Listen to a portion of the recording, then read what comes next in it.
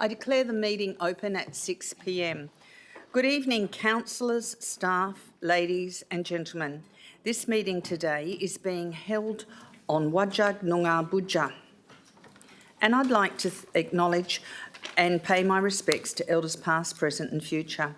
I thank all past and present members of the community that have supported the city to better understand and value Noongar culture within the city of Wanneroo.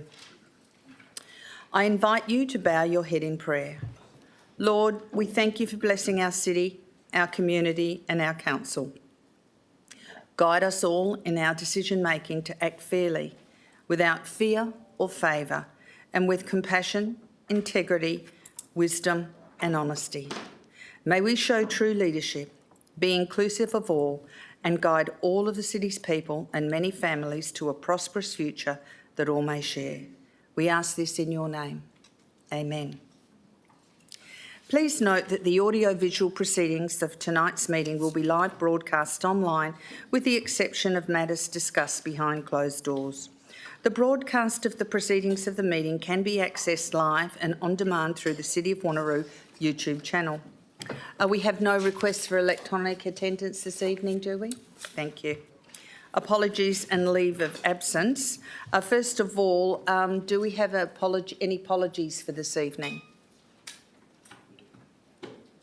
We have no apologies for this evening. Thank you.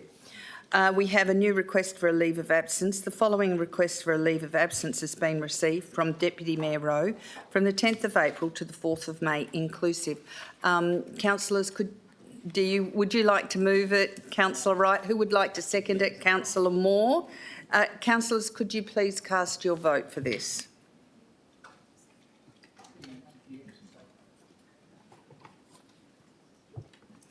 And that is passed unanimously. Thank you. We now go to public question and statement time. The following general rules apply to public question and statement time. Public questions and statements should only relate to the business of the local government and should not be of a personal statement or opinion. Only questions relating to matters affecting the local government will be considered at a council meeting, and only questions that relate to the purpose of the meeting will be considered at a special council meeting. Questions may be taken on notice and responded to after the meeting. Questions may not be directed at specific council members or a city employee. Questions are not to be framed in such a way as to reflect adversely on a particular council member or a city employee. First priority will be given to persons who are asking questions relating to items on the current council meeting agenda, and second priority will be given to public statements. Only public statements regarding items on the council agenda under consideration will be heard. Each person seeking to ask questions or make a statement may address the council for a maximum of 3 minutes each. Now, I have some public questions here from Mrs. Kay Dutert from Two Rocks. Mrs. Dutert, are you happy if I read the questions and the answers to your questions? Thank you. Okay, so these are relating to PQ 01-12-24, and question 1 from Ms. Dutert states, I refer to questions asked on the 10th of September 24 at the council meeting for the Two Rocks beach access and ask that the response be restricted to the Southern Beach Access Proposal March 2019 Two Rocks Beach Access Feasibility Study prepared for the city by Emerge Associates and be responded to by the Director or a responsible person for planning and sustainability. When was the scanning of the proposed Southern Beach access area to the west of Two Rocks Road, just north of Whitfield Drive, scanned for UXOs, that is unexploded ordnances, undertaken, and at what date was the City of Wanneroo advised of the results and the discovery of UXOs? The response by the Director of Assets states, UXO scanning has not been undertaken on the Two Rocks Beach accessway site. For UXO scanning to take place, all vegetation on site needs to be cut to 100 millimetres high. This will allow the UXO search equipment to operate on the terrain. Due to the strict conditions of the clearing permit, the City of Wanneroo can only cut vegetation to 100 millimetre high 3 months prior to the start of construction. Therefore, UXO search is likely to be undertaken from around April to May 2026. The second question from Ms Duterte is, how will or does any UXO scanning conduct a 100% footprint search if the area has not been cleared of all vegetation? Is there 2 scans conducted, the first one conducted in the accessible areas and the second one after vegetation has been cleared? The response by the Director of Assets states, the Two Rocks Beach Accessway site falls within a slight potential zone. Therefore, a 10% footprint search is required for the site. However, due to its proximity to a substantial potential zone, the contractor will undertake a 100% footprint search. The third question from Ms Duterte states, Alex Figg, our councillor over there, has made a comment on social media to Chris Evans regarding the Two Rocks Southern Beach access just north of Whitfield Drive, stating his understanding is that the clearing of UXOs is yet to occur, but the scans have taken place. Therefore, can you please advise why the area for the UXOs has not been barricaded or safety procedures put in place in the interests of the general public and Civil Liability Act? Will the requirement for fire breaks in the area bordering the land for Tokyo Corp and Crown land, neighbouring land on the west side of Two Rocks Road between Blaxland Avenue and Whitford Drive be enforced for fire safety? If so, will the fire break requirement extend throughout the land north to Two Rocks in undeveloped foreshore land for landowners? The response by the Director of Assets is the whole of Two Rocks from Gilderton to South Yanship is in a UXO potential zone, containing both slight and substantial zones, and signs indicating danger are located on site. The Two Rocks Beach Accessway site will be temporarily fenced and secured with appropriate signage at the time of construction. Fire breaks are also required for all properties, including city-managed Crown land. Administration is currently considering if a variation to the fire break notice in the Bushfires Act 1954 can be sought, as existing tracks can potentially be used as breaks to reduce the risk of uncovering any UXO or in the area.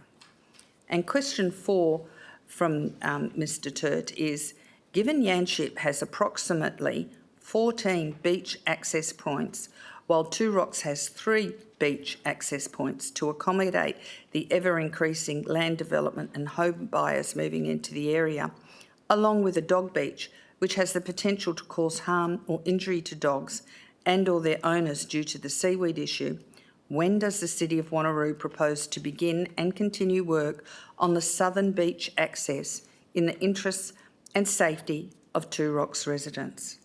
And the response from our Director of Assets is, subject to the allocation of funding in the approved capital works budgets, the construction of the Two Rocks Beach Accessway is scheduled to commence with vegetation clearing in the second quarter of 2026, and the construction works will continue into the 26-27 financial year, with completion of the civil construction component within that year. Environmental rehab and revegetation will continue until 2031. So that's the response to your 4 questions, Mr Turt. Do you have any other questions that you wish to bring to Council? Thank you.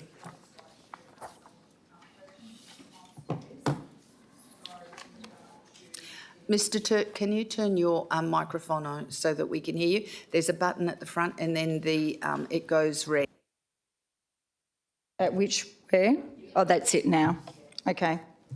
So to the Director of Assets, my understanding is that this was originally with Department of Planning. So when was this matter handed to you to become your responsibility? Mr Singh? Thank you, Mayor. As far as I'm aware, this project has always been City of Wanneroo's responsibility. So we've been working... just yours. No one else is not Wanneroo's. I was speaking to someone today, and originally that was with Department of Planning. So when was this matter become solely your jurisdiction? Mr Singh. Yeah, thank you, Mayor. Just by way of background, when this project commenced, initially the planning for this project commenced. At that time, our Planning and Sustainability Director were involved in discussion with the developers who proposed this beach accessway. No, all I want is a date. When did this become your jurisdiction for UXOs and for the contract? Just a year.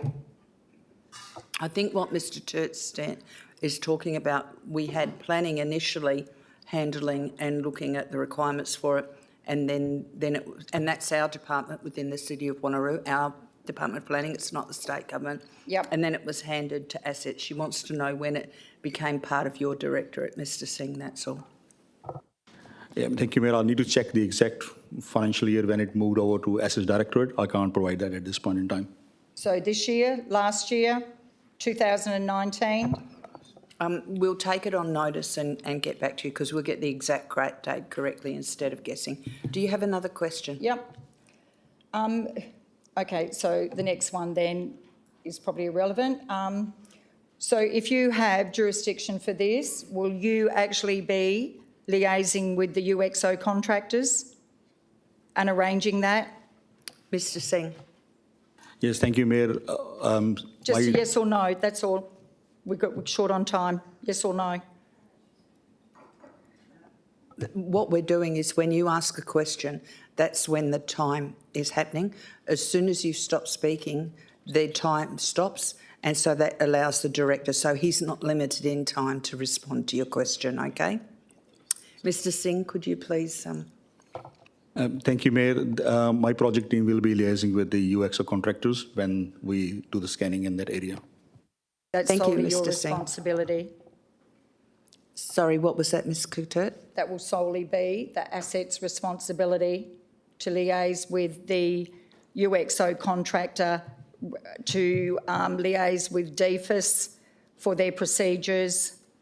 That will rest with Assets, not with Planning and Environment or Sustainability, no one else. Mr Singh. Yes, Mayor, that's correct. Thank you. Do you have another question, Ms Duterte?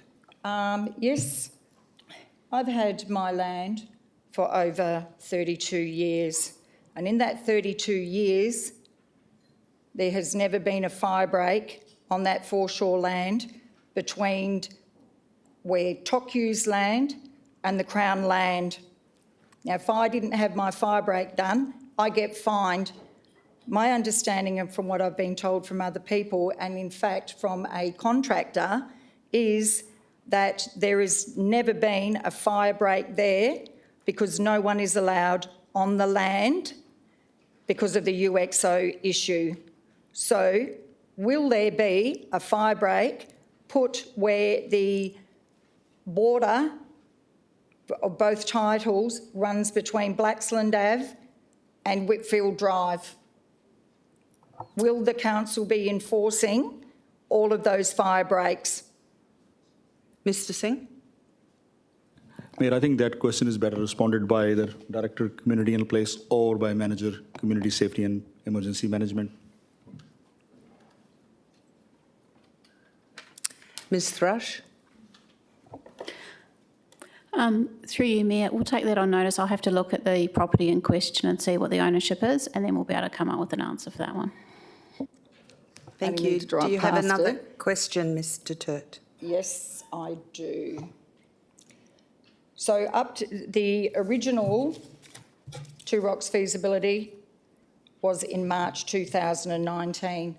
So since then, when we had all the consultation, has there been any consultation with DFIS in regard to the UXO scanning, given the initial feasibility study started in 2019?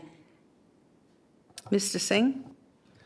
Yes, Mayor, we received advice from I'm trying to recollect, from DFS and also from the specialist consultants regarding UXO scanning. And when was that? When did you Mr. receive Singh, information we heard your from question. DFIS? Mr. Singh. Thank you, Mayor. I need to check the date. I don't have the date on me at the moment. Thank you, Mr. Swing. Do you have another question, Mr. Turt? Yes. Will the UXO search, I guess that between you guys and DFIS, that the equipment to be used, so will the UXO search be conducted using the same equipment that they've used for MetroNet? Mr. Singh.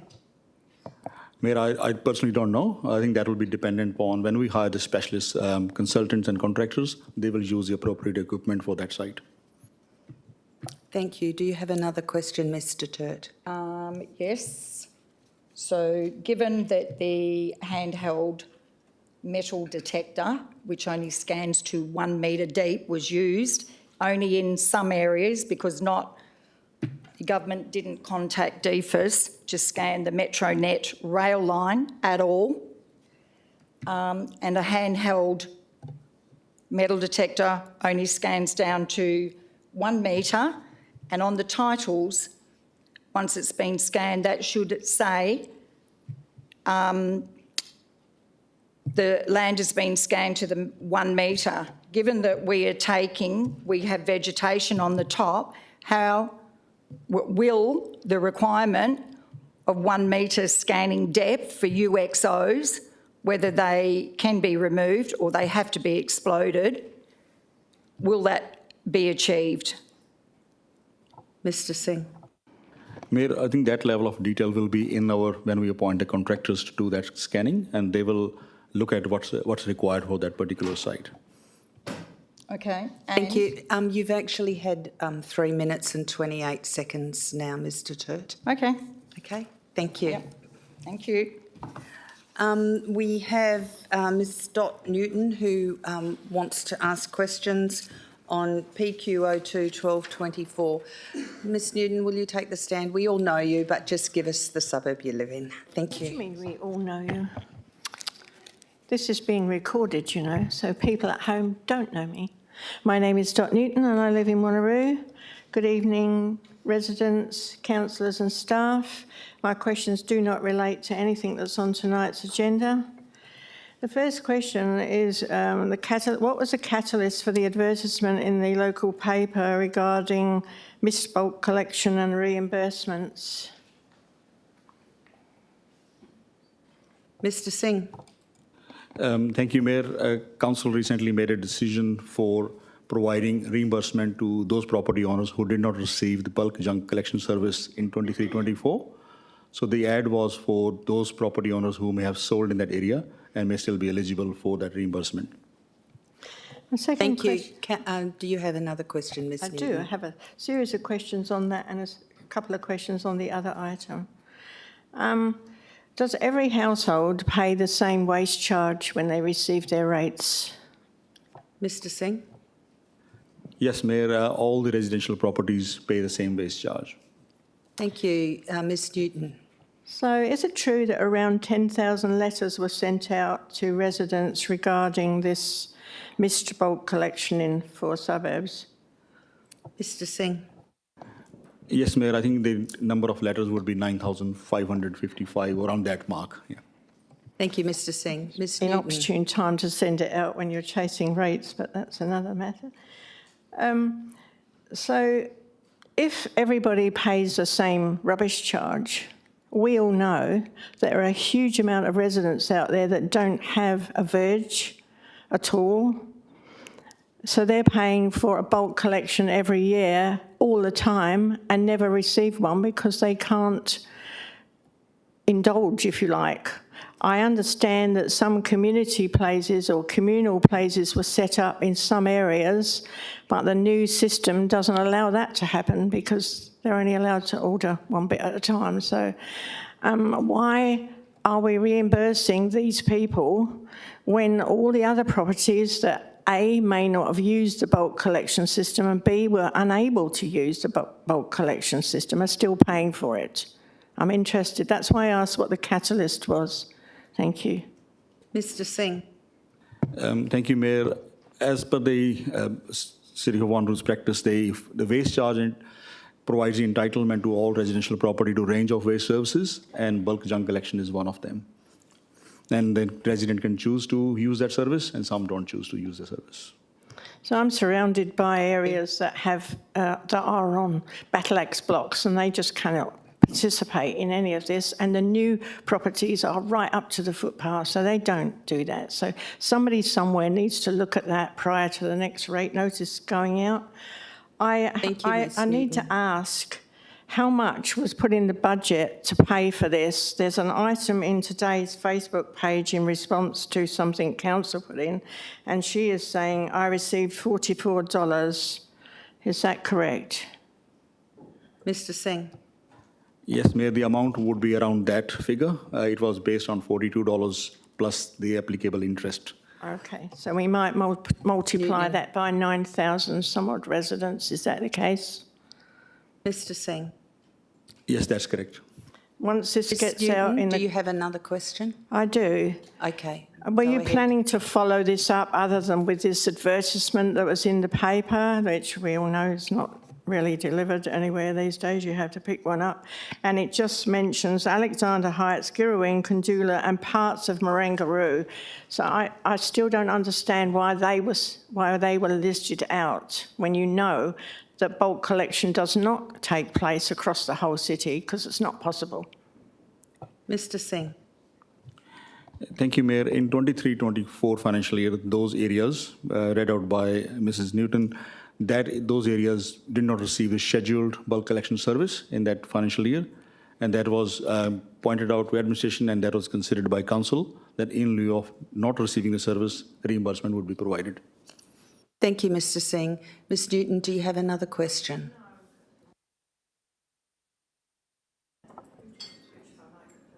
I didn't, if you just push the button. Thank you. I'm worried that this is going to cause a problem across our city now of people that are going to say, even those 9,000 some odd people that may not have used that system, they're all going to say they were going to use it. And that's going to come out of, in my opinion, unbudgeted funds. My other questions are related to the Wanneroo Road and the exposing of vehicles for sale.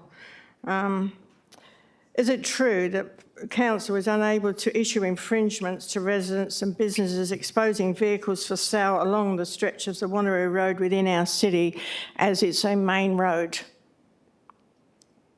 Thank you. Ms. Thrush. Yeah. Through you, Mayor, that is correct. Thank you. Do you have another question on this, Councillor? Ms. Newton, sorry. Well, the Residents Association did put in a query on that because we understood in the past those car yards in particular had been infringed because they are impacting on the safety of traffic driving past, and their development approval conditions precluded them from doing that. You cannot enter those car yards from the Wanneroo Road. All you can do is distract the drivers going by. But having received that response now, that means anybody that lives on the Wanneroo Road now can expose a vehicle for sale on their verge, and that worries anybody that cares about road safety. So this isn't a question, but I phrased it that way. Do you think that the residents and staff are aware that with the exception of 4 roads within the city, even though we were told there's only 3, being Mitchell Freeway, Marmion Avenue and Wanneroo Road and Ocean Reef Road, they are the only roads maintained by the state. Every other road is looked after by us. So everybody else that parks a vehicle for sale on their verge is open to an infringement, but not Wanneroo Road. And I don't understand that, and I would ask that someone looks into that original development approval for those facilities along there, because I was on council at the time when that occurred, and it was one of the things we ensured was a condition, and I know they've been infringed in the past. So to hear and receive a thingy to say that you need to enter into a memorandum of understanding with the state government when we actually maintain Wanneroo Road for them as part of our contract, if you like, but this is going to open up a can of worms. And I know that people have been infringed for exposing a vehicle for sale on the Wanneroo Road or in a park adjacent to the Wanneroo Road. So I don't understand this response. So I look forward to reading something in the minutes. But as for the rubbish side of things, God, that does worry me. I live in an area where you can't put your stuff out, and I know they're all going to put their hand up for some money now, $40-something each. Before I go, may I wish you all a safe and a happy Christmas. Please, I've just talked about road safety. I'm sick of hearing how many people are dying on our roads, and it's not the road, as my father would say, it's the nut behind the wheel. Thank you. Thank you, Ms Newton, and thank you for your input.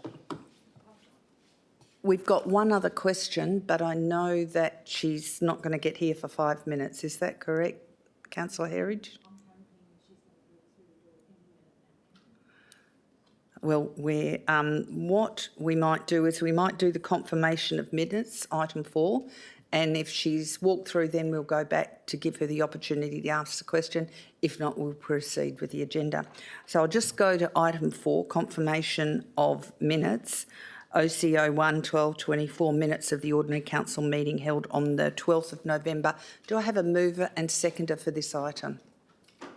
Moved, Councillor Parker. Seconded, Deputy Mayor Rowe. Councillor Parker, would you like to speak to this item? No, thank you, Mayor. Deputy Mayor Rowe, would you like to speak to this item? Is there any councillor that would like to speak against this item? If there's no councillor that'd like to speak against this item, councillors, please cast your vote.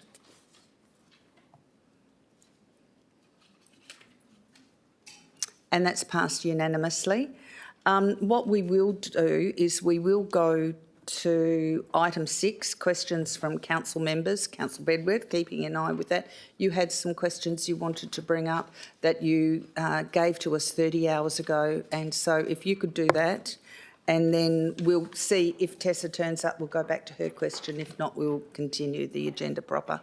Councillor Bedworth, would you like to share your question with councillors, please? Thank you, Mayor.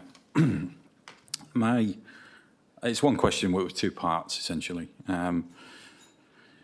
Given the ongoing frustrations expressed by some residents to me regarding the enforcement of verge parking regulations and the perceived inconsistent application of the parking local law, can the City provide an update and timeline for when the parking local law will be reviewed? And additionally, what steps are being taken to address these concerns in the interim until that's been reviewed? And how can residents participate in the review process to ensure their voices are heard? Thank you. Thank you. Mr Dixon. Thank you, and through you, Mayor. So the parking local law will be reviewed next year. There has been a delay due to the parking local law being considered as part of a fundamental review of Council's approach to the treatment and management of our roads and verges. Administration intends to bring a report to Council Forum early in the new year on this matter, and a review of the local law will follow shortly afterwards. With regard to Councillor Bedworth's second couple of questions, in the interim, the City's rangers are using their discretion when issuing infringements and cautions, looking at the issues such as safety, sight distance and clear passage. Our preferred approach is to educate our community in the first instance. When the local law is reviewed, there will be a public notice and our local community will be invited to make submissions. Thank you, Mayor. Thank you. Unfortunately, the resident hasn't turned up yet that would want to ask a question, so I think we'll just have to go on with our agenda proper. So we go to item 5, announcements by the Mayor without discussion. Good evening, everyone, councillors, city staff and members of our community, including those watching online. Tonight's final council meeting of the year is an opportunity to reflect on the achievements and progress we've made together in 2024. This has been a year of hard work, collaboration and significant milestones, all aimed at providing the best services and facilities for our growing community. Under the guidance of our CEO, Mr Parker, who joined us last December, we've continued to build on our legacy of service for a growing population that now stands at 234,994 residents. This includes the 1,571 new citizens we welcomed in our 25th year of conducting citizenship ceremonies, a reminder of the diversity and vibrancy that makes our city unique.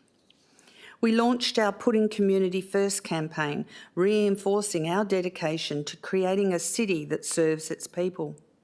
We also entered into a new enterprise funding agreement to support the Australian Automation and Robotics Precinct.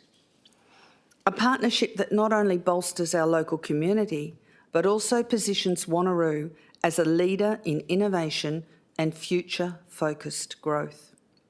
We made significant progress on major infrastructure projects such as the Alkimos Aquatic Recreation Centre and the Dordak Keep Up Library and Youth Innovation Hub, and officially opened the highly anticipated Halesworth Park Sporting and Recreation Precinct, providing another outstanding facility for our community. We embraced innovation and safety by installing new drowning prevention technology at Aquamotion, while 2,646 group fitness classes between Aquamotion and Kingsway have kept our residents active and engaged. Arts and culture also flourished in the city this year. We opened the permanent but evolving Welcome to Country exhibition at the Wanneroo Regional Museum, celebrating Noongar voices, culture and creativity. The museum also marked the centenary of Country Women's Association with a touching photography and memorabilia display. At the Wanneroo Regional Gallery, we've hosted exhibitions showcasing artworks by the iconic and internationally acclaimed Andy Warhol, celebrations of cultural knowledge through Mariv Mineral and Walking Through a Songline, and showcase the incredible talent within our community at the Community Art Awards and Exhibition. This year, we also had the privilege of welcoming Oriel Green as the inaugural holder of the keys to the City of Wanneroo, a proud moment in celebrating our history and community spirit. Reflecting on challenges, we marked 1 year since the devastating Meridianut fire. The resilience shown by our community during this time remains a source of inspiration, and we continue to work together to build a safer and stronger city. A year on, we're still in recovery, but we have come a long way, and we're incredibly grateful to all of our residents, businesses, emergency services personnel, volunteers, support services, and city staff who have helped our community get back on its feet. We adopted the 24-25 budget, ensuring our focus remained clear, prioritising essential services and infrastructure projects while keeping rates as low as possible.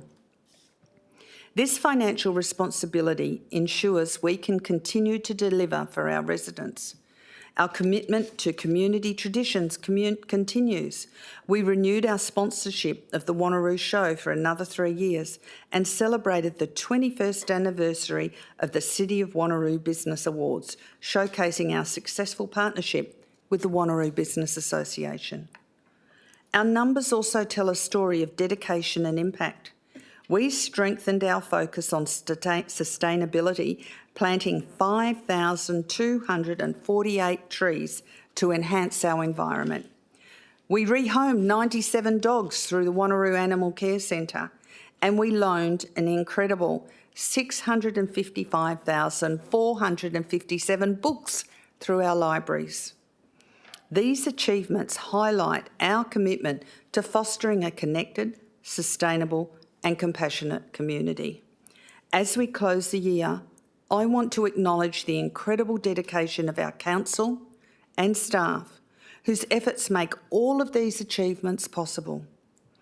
Each project, from the Mindari Breakwater completion to the 4,655,836 bins collected across 36 suburbs, reflects our shared mission to serve our community with excellence. Thank you for all your hard work, your vision and your commitment to making the City of Wanneroo a place we are all proud to call home. I look forward to continuing this journey with you as we head into 2025, ready to embrace the challenges and opportunities that lie ahead. Thank you to everyone for your service and commitment to our community.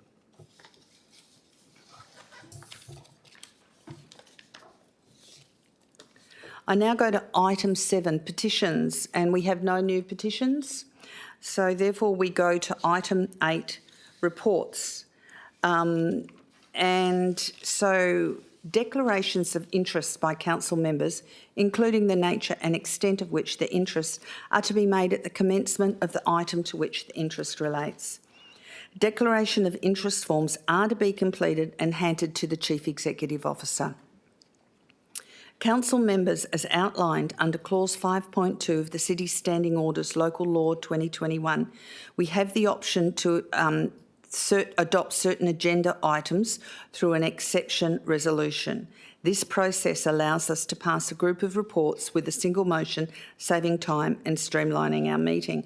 So before we proceed, I'd like to remind everyone of Clause 5.23 of the Standing Orders, which specifies when an adoption by exception may not be used for a matter, that is for items that require an absolute majority, in which an interest has been disclosed, that is a matter on which a member wishes to make a statement, or that is a matter on which a member wishes to move a motion that is different to the recommendation. Any items that meet these conditions will not be included in an exception resolution and considered individually. So I'm proposing that we, in planning and sustainability, that we move item PS 01 1224. Do any councillors want to speak to that or have a disclosure of interest? Item PS 02 1224. Item PS 03 1224. Item PS 04 1224. And that is it within planning and sustainability. I propose to move those 4 items en bloc. Do I have a mover for those 4 items? Councillor Wright, do I have a seconder for those 4 items? Councillor Berry? And so, councillors, could you please cast your vote on these items? Thank you.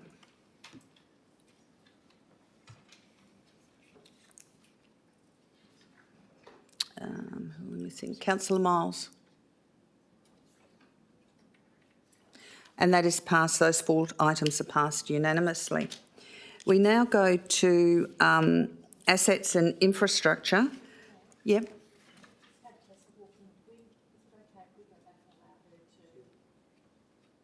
We'll need a motion to do that. Can you move that? Do you have a seconder? I do.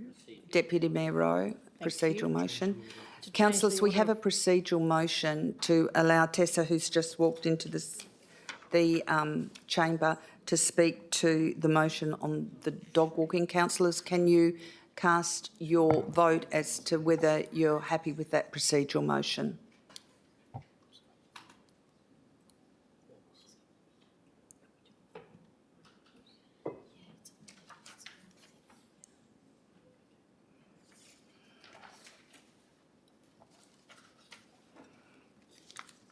And that is passed unanimously. Tessa, would you like to take the podium and just tell us your name and the suburb you live in and the item you're speaking to? Thank you.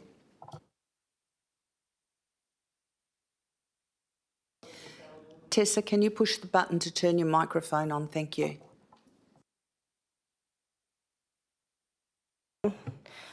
Hello, my name is Tessa Esperon. I live in the suburb of Belden, but I also have a home in Butler. I'm here for the dog on lead regulations. Go ahead, make your statement or ask a question. I work for Native Animal Rescue. I am the reptile and venomous snake rehabilitator and coordinator for Native Animal Rescue. I just wanted to put forward my feelings for this motion. I work with animals, our wildlife all over Perth in the northern areas. we've noticed a sudden increase in admissions in the last 2 to 3 years of animals coming in from nature reserves. Last year alone, I received 42 bobtails from 6 lake reserves around the northern regions, and all of them had significant injuries and had to be euthanised. There was also tiger snakes taken in and things like that. What I'm trying to do is just put forward the idea that with increased urban development, we have reduced areas for wildlife to exist in, especially with the offset. A lot of land developments, a lot of the offset's not happening around the developments for these displaced animals. So what I'm asking is if we can put forward the motion to have dogs on leads in our nature reserves and public spaces, because this is the only place that these animals have to exist in. And if we can't protect them in the areas that they've only got to exist, then who is to advocate for these animals? I personally, the cost for this rehabilitation comes out of my own pocket and Native Animal Rescue. It's $150 per animal, and I think I received 172 admissions, just injured animals alone, over a 12-month period just last year, and that was for dog attacks in nature reserves. That's at my cost. And I'm helping the public and the city of Wanneroo and the city of Joondalup to help these animals. But what I'm asking is if we had better regulation to protect them, then maybe I wouldn't have so many admissions. I'm just trying to create a voice for those that are voiceless, essentially. But yeah, thank you for listening to me and your time. Thank you so much, and thank you for taking the time to come. No worries, thank you. Really appreciate it. We also have another procedural motion to bring item CSO 3/12/24, the annual audit financial report for the year ended 30th of June 2021. Can I have a mover and seconder to bring that forward, please? Moved Councillor Berry, seconded Councillor Wright. The reason for bringing it forward is we have the Auditor General in the here, don't we? OAG here? Yes, have the OAG here, and so we brought it forward so that they can go home. So can you please cast your vote to bring that item forward on the procedural motion, which is CSO 3/12/24.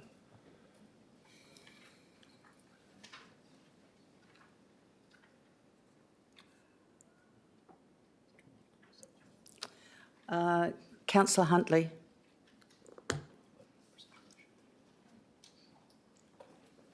Okay, the procedural motion is being passed. 13 in support, 1 councillor against is Councillor Miles. So do I have a mover and seconder for CSO 3/12/24? Move Deputy Mayor Rowe. Do we have a seconder? Councillor Berry. Deputy Mayor Rowe, would you like to speak to this item? Only briefly, Mayor, to acknowledge that it has faced rigorous investigation through the Audit and Risk Committee, and that council members had the opportunity to look at, ask questions, make comment on the document through that forum. And I believe I have strong assurance and confidence in the document presented before us, and therefore ask council to adopt accordingly. Thank you. Councillor Berry, would you like to speak to this item? No, thank you, Madam Mayor. Do I have any speakers against this item? If there are no speakers against this item, councillors, please cast your vote.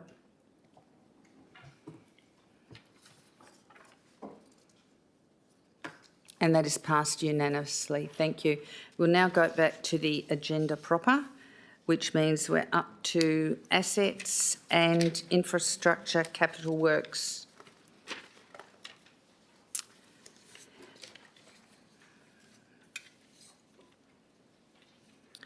So ASO 1/12/24, the tender of 24142 Montrose Park, Girraween, upgrade tennis courts and club building. Do I have a mover and seconder for this item?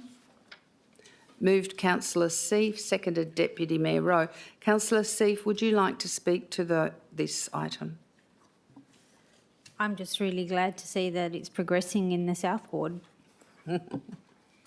And Deputy Mayor Rowe? Mayor, I'll only acknowledge the fact that this item has been on the books for some time. It has undertaken an extensive process of community consultation and work with the stakeholders who operate out of the clubroom space and also those in the immediate area. It is a building that is in desperate need of renewal and refurbishment, and so therefore I will be very glad and also very proud when this is able to be completed. Thank you. Do I have any speakers against this item? If there are no speakers against this item, councillors, please cast your vote. And that is passed unanimously. We now go to ASO 2-1224, the tender 24119 for Aquamotion and Kingsway Indoor Stadium renew fire indication panels. Now, there are confidential attachments on this. Do I have a mover and seconder for this item? Moved Councillor Herridge. Do I have a seconder? Councillor Huntley. Councillor Herridge, would you like to speak to this item? No, I think it speaks for itself, Mayor. Councillor Huntley, would you like to speak to this item? No, thank you, Madam Mayor. Do I have any speakers against this item? If there are no speakers against this item, councillors, please cast your vote.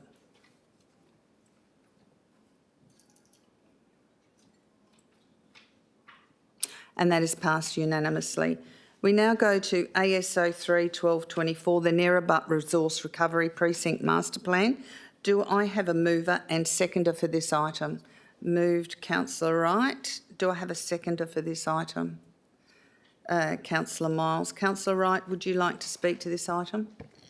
Thank you, Mayor. I'll just add some short, a short message of support. Thank you to the administration for this master plan. It actually sets a really good blueprint for the city of Wanneroo and also creating a reliable project that other councils in the Northern Growth Corridor are able to utilise, certainly fulfilling our obligations through the state's waste plan, but also for us to work with partners to make sure we have reliable facilities in the area, but also,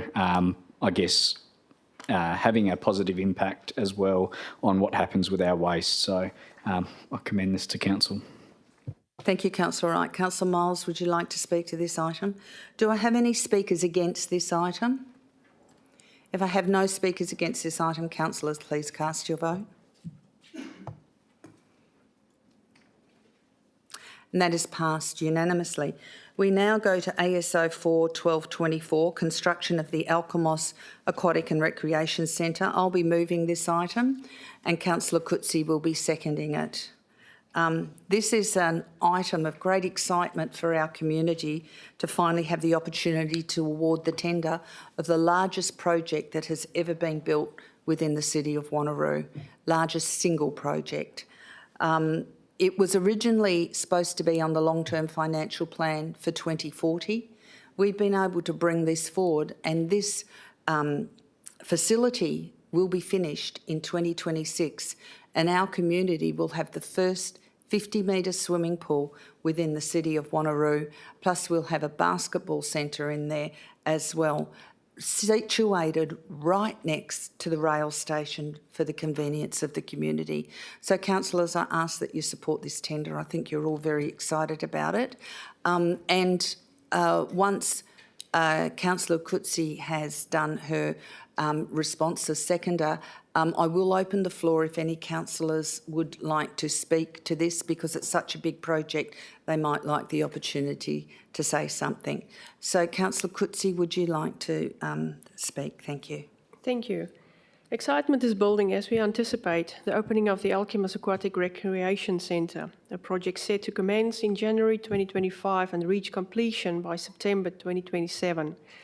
The planning for this essential facility has been underway since February 2018, making it a long-awaited addition to our community. This state-of-art centre will offer a variety of amenities designed to cater to the needs of residents. It will feature spacious community rooms, a creche for young children, multiple basketball courts and a well-equipped gymnasium for fitness lovers. Additionally, the centre will house indoor aquatic facilities, including a warm water pool, ideal for therapeutic purposes.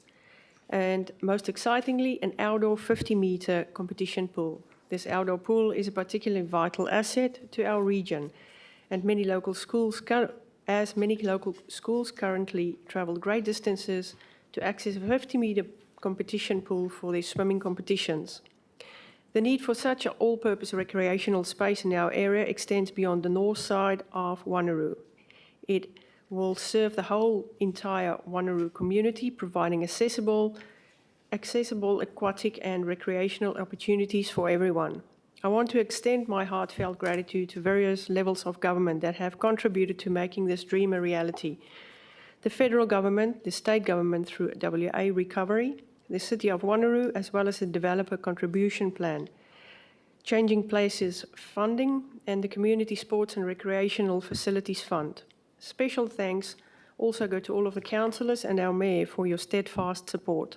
Given the challenges posed by the pandemic, which have significantly increased cost, I sincerely hope that this project can proceed smoothly and without any unforeseen complications, ensuring that our community can finally have this much-needed facility. In closing, I ask all of my fellow councillors for your support. Thank you, Councillor Coetzee. Do I have any speakers against this item? If there are no speakers against this item, Councillor Figg, would you like to speak to this item? Thank you, Mayor, and I'm hoping my colleagues will forgive me for indulging. This is a momentous day for our northern suburbs and the northern coast, in fact for the whole city and for our council as a whole. As the Mayor alluded to, it's the single largest project in terms of costs the city has ever undertaken, ever. It may very well remain the largest single project undertaken in a single stage for quite some time. So we should be very proud of delivering such a large project for our community. For most of us and for many in the community, this project has been years in the making. In 2019, the work began way back when. In fact, it probably began a bit earlier. At the time, the centre was destined to be here for the mid-2040s, once again, as the Mayor alluded to. And now here we are, ready to shoot the starting gun and see our chosen contractor leap off the diving board head first into building this project. The hyperbole might be a bit too much for some there. It's transformational, but for our kids who need to travel all the way from Two Rocks down to Joondalup or other facilities even further south, this will be transformational. For local basketballers who currently don't really have a home in the city, it's going to change it for them. They're going to be able to compete at their own home ground, their real home ground. For water polo players with absolutely no space to be able to compete at the moment, they'll be thrilled. They'll have somewhere, it's an Olympic sport, and they'll have somewhere to practice it, which is awesome. There are so many other beneficiaries, but the true winners really are the students.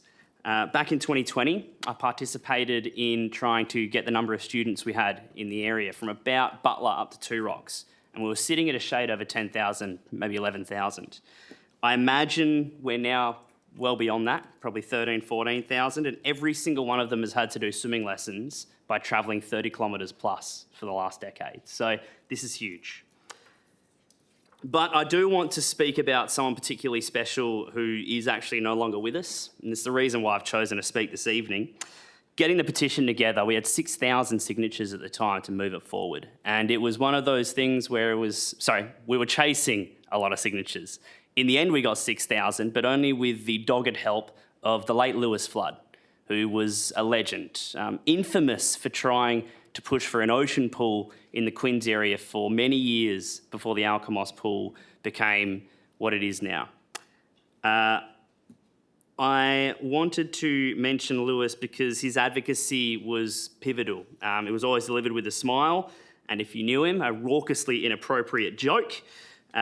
He also knew that his Quinns idea was aspirational, so when Alkimos came along, he was thrilled that there was something real he could get his hands on. Lewis is no longer with us, but I firmly believe that he is the single biggest reason we are here today voting on this item. He did all the groundwork. I also want to thank John Quigley, our local member for Butler, Tracy Roberts, the member for Pearce, and then Councillor Nat Sangali, who also helped to move the motion. Our current mayor, who's been a steadfast supporter, as Sonette has mentioned, Councillor Coetzee has mentioned, and our councillors who have been along for this ride as well, mainly my northern colleague Sonette, and of course the late Chris Baker, who I also would like to mention. I commend the recommendation of my fellow councillors, and again, thank you for letting me speak on this item. Thank you, Councillor Figg. Any speakers against? Speakers for? I saw you, Councillor Parker, you wanted to speak as well. Yes, please, Madam Mayor. In 2010, myself and a group of passionate and often highly irate residents started petitioning John Quigley and the then federal member for a 50-metre swimming pool in the northern suburbs.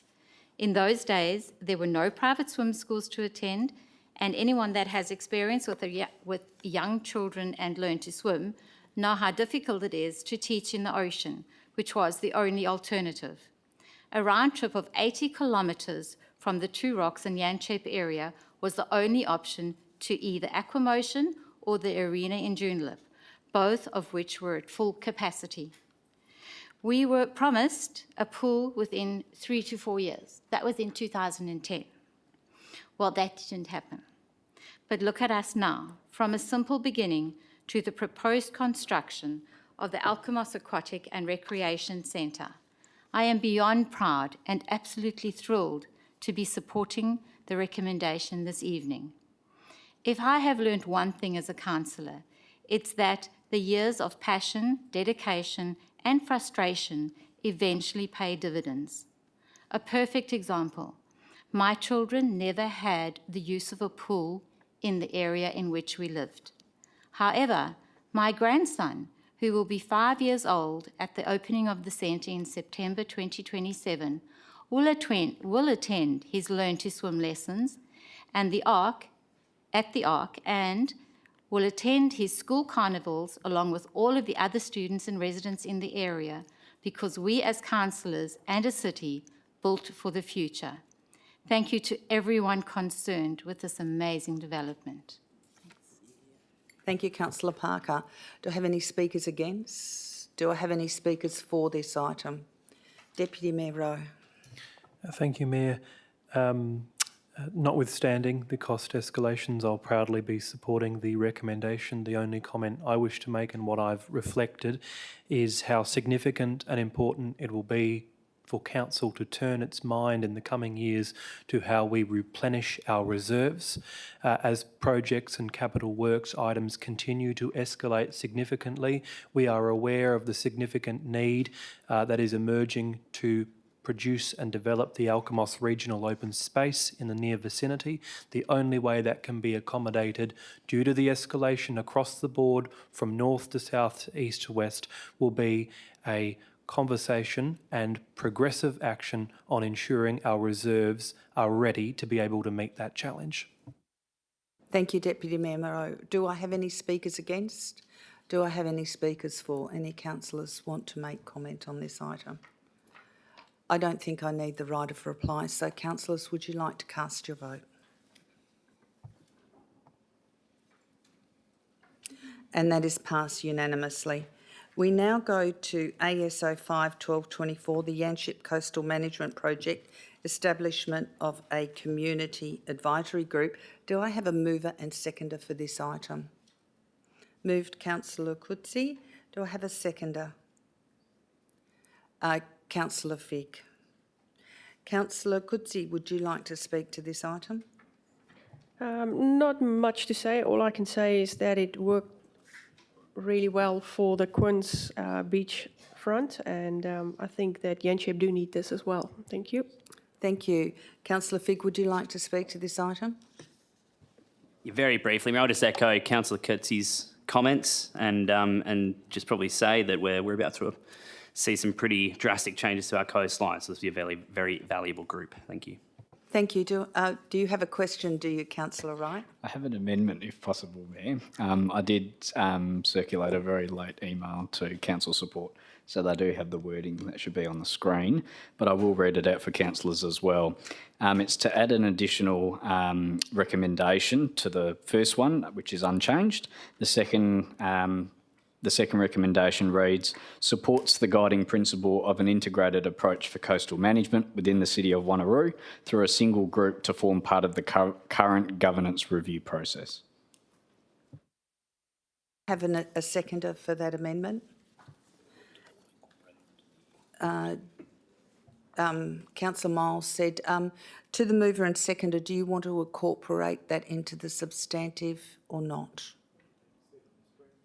Yeah. So I'll need to see the wording again up top. Thank you.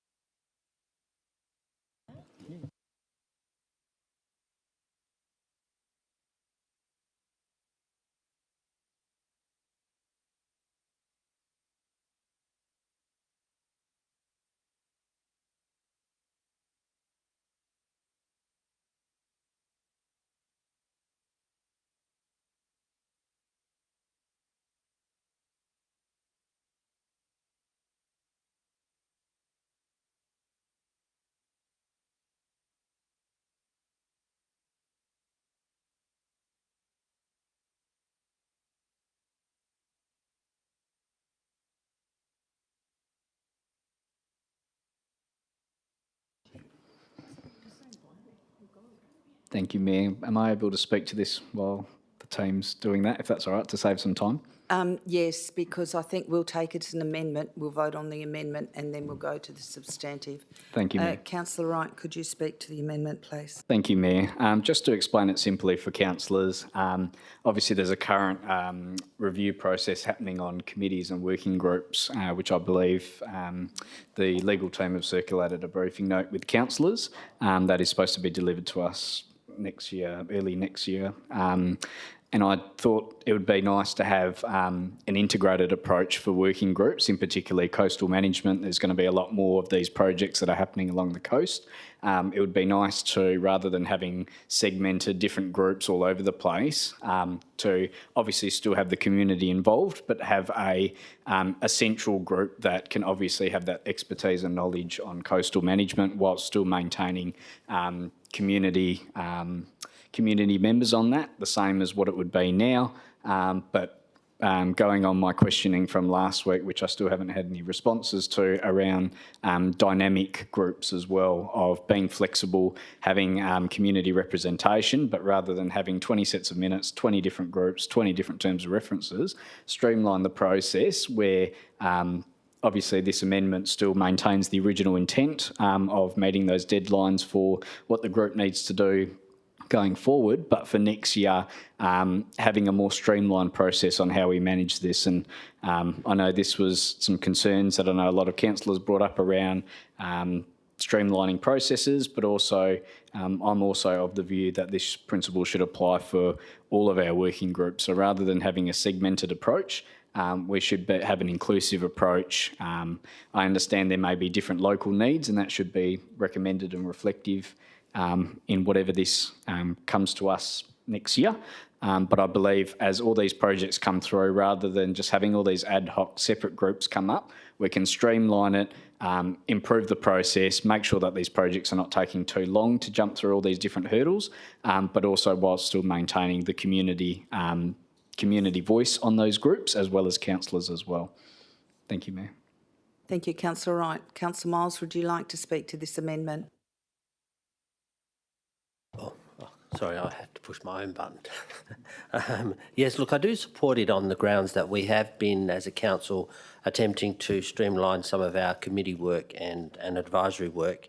And in essence, whilst this one is called the Yanship engagement group, I feel that it's not just about Yanship. It's almost like it would be that whole first ward, and then if we adopt this amendment, it would then include the Central West ward as well. So it encompasses the whole coastline from Tuwocks all the way down through to Mindari.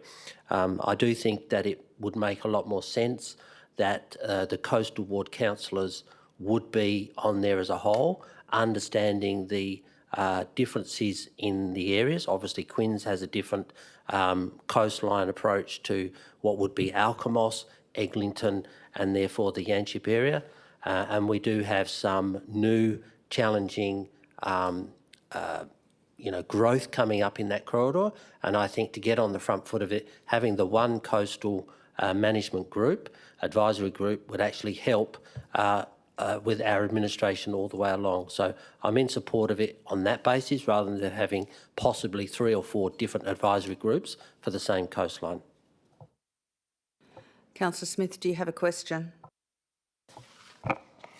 Thank you, Mayor. Just based on this new amendment and in recommendation 1, looking at the terms of reference based on what's in the agenda currently, would recommendation 2 impact the amount of community members and the spread of community members in an integrated group? So I'm potentially concerned that it would reduce the amount of local community reps. Thank you. Mr. Singh? Yes, thank you, Mayor. I think the attachment actually referring to just the Yanship at this stage. I think the way I am understanding is the amendment is suggesting for the future new approach could be implemented.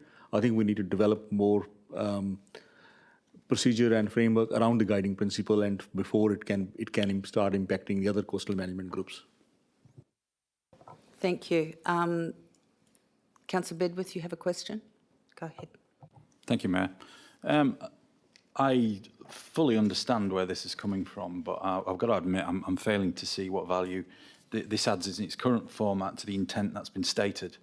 My question is, would it be better perhaps to change the terms of reference of the other groups to formulate one conglomerated group as opposed to the amendment as I see it, unless I'm missing something? Mr. Singh? Yeah, thank you, Mayor. We got quite vast coastline, 35 kilometres of coastline. We had quite distinct challenges in Quinns. So at that time, Council decided to form the Quinns Coastal Management Working Group, I think it was called at that time. Given that Yanship is experiencing some erosion, we are getting on the front foot, trying to collect some information and data. We want to have the conversation through the local community on the local coastline. That's the reason for suggesting having a localized group just for Yanship at this stage. But obviously, as we do more work, or if the amendment is approved, then that can be considered for a wider group if that can be considered beneficial. Thank you. I'll do Councillor Smith first and then Councillor Bedworth. Thank you, Mayor. I think my question is for the mover and seconder of the amendment.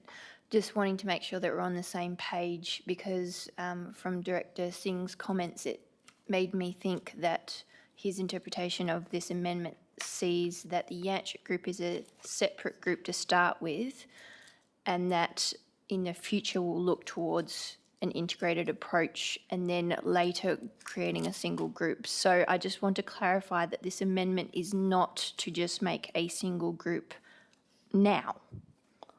Thank you. Councillor Wright? Yeah, thank you, Mayor. Yes, that's correct. Councillor Bedworth? Okay, so speakers against? Yes, Councillor Seif. I just wanted to,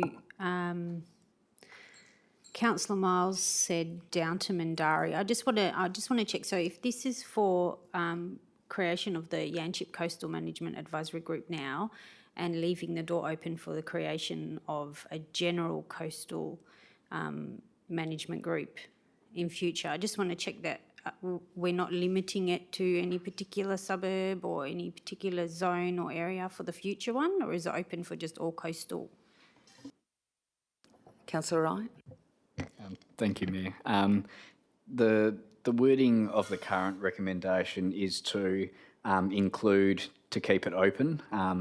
Obviously, administration will need to bring us back what that review paper looks like, and obviously it would have the recommendations in there of what administration wants to propose to council, and then council can make an amendment or alternative to that paper that's going to be presented to us. Thank you. Do you have a question, Councillor Parker? I do. Being on the Quins working group and knowing the local residents and being a local resident, I think the important aspect of that was the local residents really took ownership of the group and they got really involved. Now, in all honesty, I cannot see them being involved in a general group. The involvement from them came... Councillor Parker, you speaking against? Because you haven't. But We need the a question. question was, as long as we can leave the Yanchep Coastal... So you're saying we can leave the Yanchep Coastal Management Advisory Group as recommended there and perhaps look into the future to add something or just get a general feel. Okay, I just wanted to confirm that. I just wanted to confirm that we were still going to have the Yanchep Coastal Management Advisory Group. Thank you. Councillor Coetzee, you have a question? I do. To follow up on Councillor Parker's statement and question, so the Yanchep Coastal Management Advisory Group will be established and we will get residents for that. Yes. When the integrated coastal management group are being made, is the Yanchep one still going to be standing on its own, or is that going to fall away? Because if that's the case, I do have an issue with that, because Yanchep have their own issues at the moment. The whole coast have different issues, and the local residents know exactly what's going on in front of their house. Ms Coles, would you like to respond to that? Thank you, and through you, Mayor. Thanks for the question. So the second part would be, governance and legal will be undertaking a project early in the new year to look at all the city's committees, working groups and advisory groups as part of the tranche 2 local government reform amendments. And part of that project can incorporate looking at a coastal management group. So we won't form the group, we'll literally bring a discussion paper to you with options. Thank you. Any speakers against? Well, I'm going to. I have a concern about this. I've been on the Quins Rocks Coastal Management Group for a long time, and I sit there and I listen to the residents say, oh, we walk down here and this has happened, and if you do this here, this has happened and that, because they walk that beach every day. The people who are on the Quins Rocks Coastal Management Group, and we nearly lost the whole lot sacrificially because the government at that time weren't prepared to save all of the infrastructure there. So we created a coastal, Quins Rocks Coastal Management Group, and we managed to save that infrastructure along there through all of our sandbagging and our coastal, but we had an intimate involvement with that group, with the local members who went and owned that group, as Councillor Parker said. If we make a general one across the whole board, the people of Yanchep will own what's happening at Yanchep. And when it comes to Alkimos and the various areas, those people who in the Surf Life Saving Club or Walk It and environmentally will own those areas. And what concerns me is that we will have people in potentially in an overarching group for 32 kilometres of coastline, but they won't all live intimately in the swim areas that are affected, and we won't have their input to the same effect that we had with the Quins Coastal Hazard Management Group. And I understand the streamlining. I understand what Councillor Wright's talking about. And there are a lot of things that need to be streamlined. But there are some things where we need to hear from the local community for that area. And we need to be a little bit wise in our streamlining, that we don't block out the individual community areas for what they need. So therefore, I can't support this amendment for that reason, because I know the people in Yanchep think differently, and they go and visit, they swim at the lagoon, they go to Club Capricorn, they go to the dog beach up there, just the same as the Quinns people at their beach, but what they see at their beach is different to what the people observe at Yanchep. So therefore, I can't support this. Do you have a question, Councillor Smith? Go ahead. It's a clarification question again, just to make sure that we're all on the same page.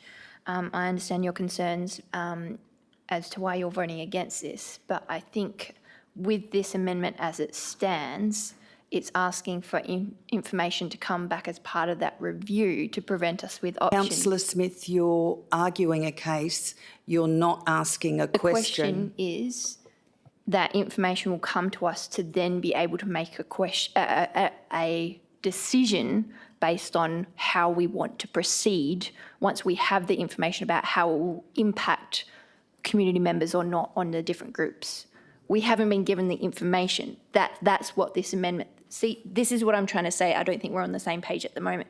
So I think that this amendment is asking for information to come back to us to present a possible options for us about a model that we could then make a decision on, whether we stick to individual groups or a different design. Is that correct?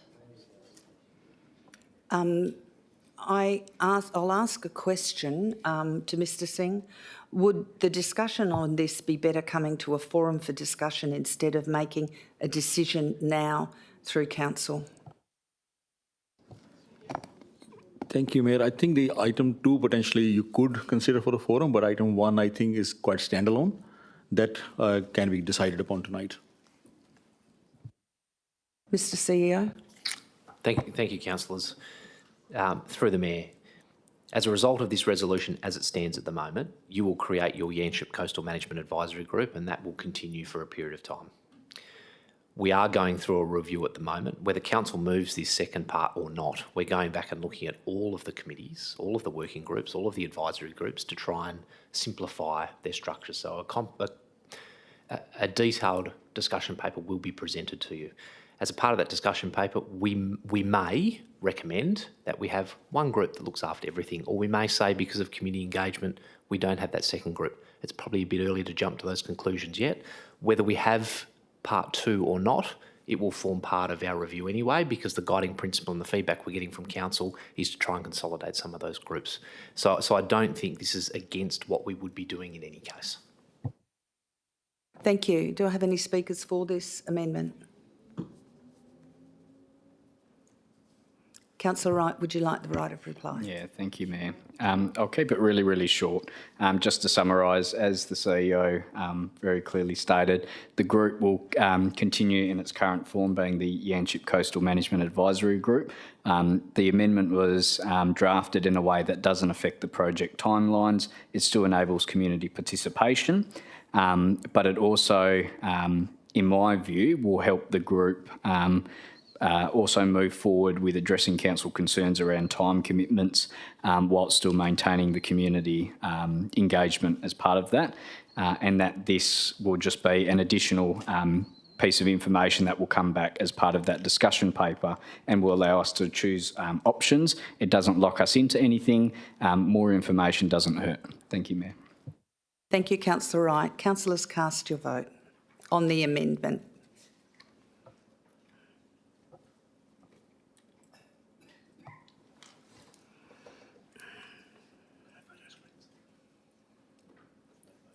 I haven't got any voting screens.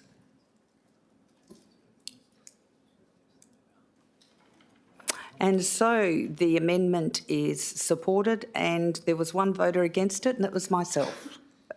We now go on to the substantive, which was moved by Councillor Coetzee and seconded by Councillor Figg as amended. Councillor Coetzee, would you like to speak to the amended recommendation? No, all good. Thank you. I think everything was already said with the discussion previously. Thank you. Councillor Figg, would you like to speak to this item? No, thank you, Mayor. Do I have any speakers against? Councillor Miles has a question. Yeah, thank you, Mayor. The only question is the report is silent on what area is being covered by this particular group. So is it the suburb of Two Rocks, Yanchep and Eglinton and parts of Alkimos, or is it just the suburb of Yanchep? Mr Singh. Thank you, Mayor. This will cover the Yanchep coastline. Thank you. Councillor Miles. Can I ask what the coastline of Yanchep is? Mr Singh. Thank you, Mayor. The moment I said that, I knew another question is coming.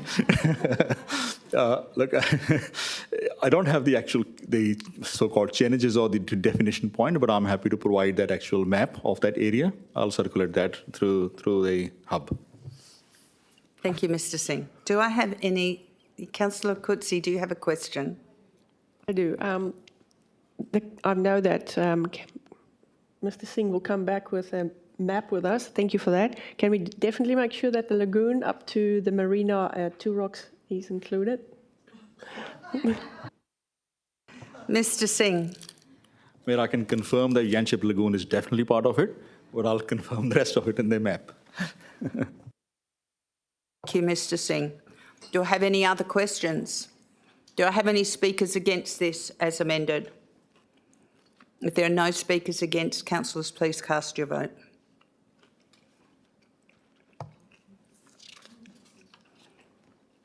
And that is passed. Councillor Moore. It's now passed unanimously. I now go to the ASO 6/12/24, the city tree policy. Do I have a mover and seconder for that? Councillor Bedworth move it and Councillor Herridge second. Councillor Bedworth, would you like to speak to this? No, thank you, Mayor. I think the report speaks for itself. Thank you. Councillor Herridge, would you like to speak to this report? Just to say, go the trees. Do I have any speakers against this report? If there are no speakers against this... Oh, you have a question, do you? Councillor Seif. Thank you, Madam Mayor.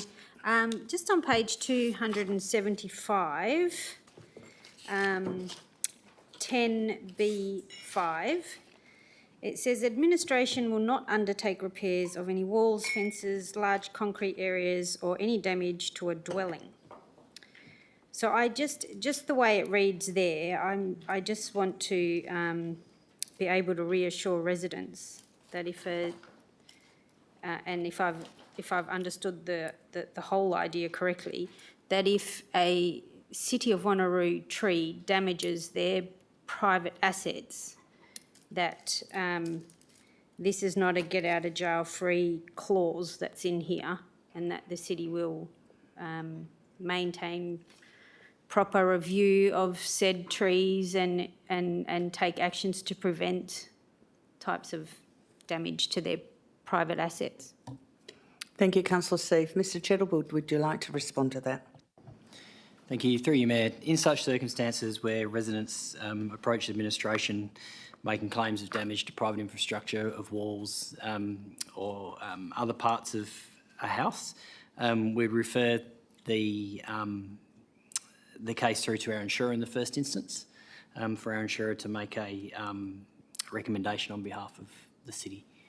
So we wouldn't deny the claim, or we would, in the first instance, refer it through to our insurer to investigate and then provide all the information to our insurer to make a determination on the city's behalf. Thank you. Any other questions? If there are no other questions, Councillor Herridge, would you like to speak? Oh, we've already done that. Any speakers against? If there are no speakers against, councillors, cast your vote.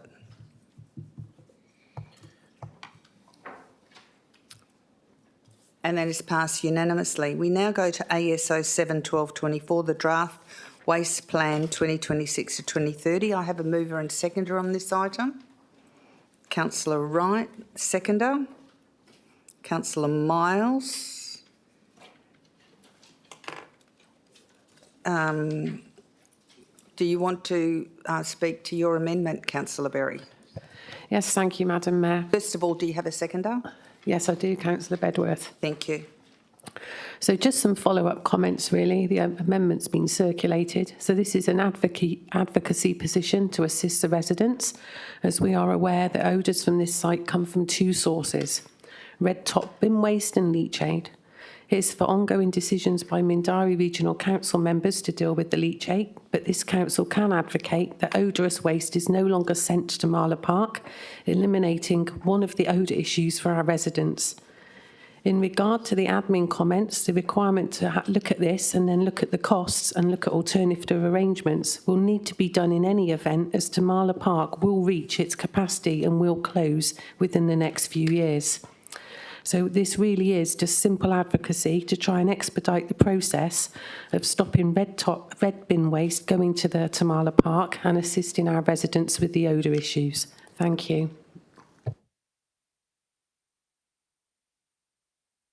Councillor Miles and Councillor Wright have declarations. Yeah, thank you, Mayor. No.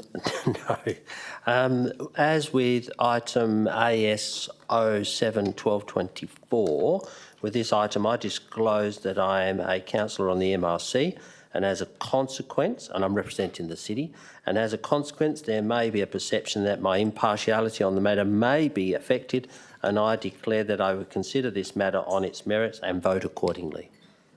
Thank you. Councillor Wright. Thank you, Mayor. With regard to item AS07 draft waste plan, I disclose that I am a MRC delegate for the City of Wanneroo, and as a consequence there may be a perception that my impartiality on the matter may be affected. I declare that I will consider this matter on its merits and vote accordingly. Thank you. Thank you. Councillor Bedworth, would you like to speak to the amendment? Thank you, Mayor. Only to reiterate everything Councillor Berry said, in so much as this is an advocacy position we're trying to take on behalf of the local residents who are affected daily by the odorous or the odours coming off Tamala Park. And it's our responsibility as their council to do what we can. Now, it is recognised in the community that we cannot make MRC make decisions, but we can certainly keep banging on their door to consider things, and by requesting that they stop receiving odorous waste from December 2026 is one step in that process. Yes, the smells are not going to go away in a hurry, but we don't need to keep adding to them. So that's why I urge you all to support this amendment. Thank you. Thank you. Do I have any speakers against?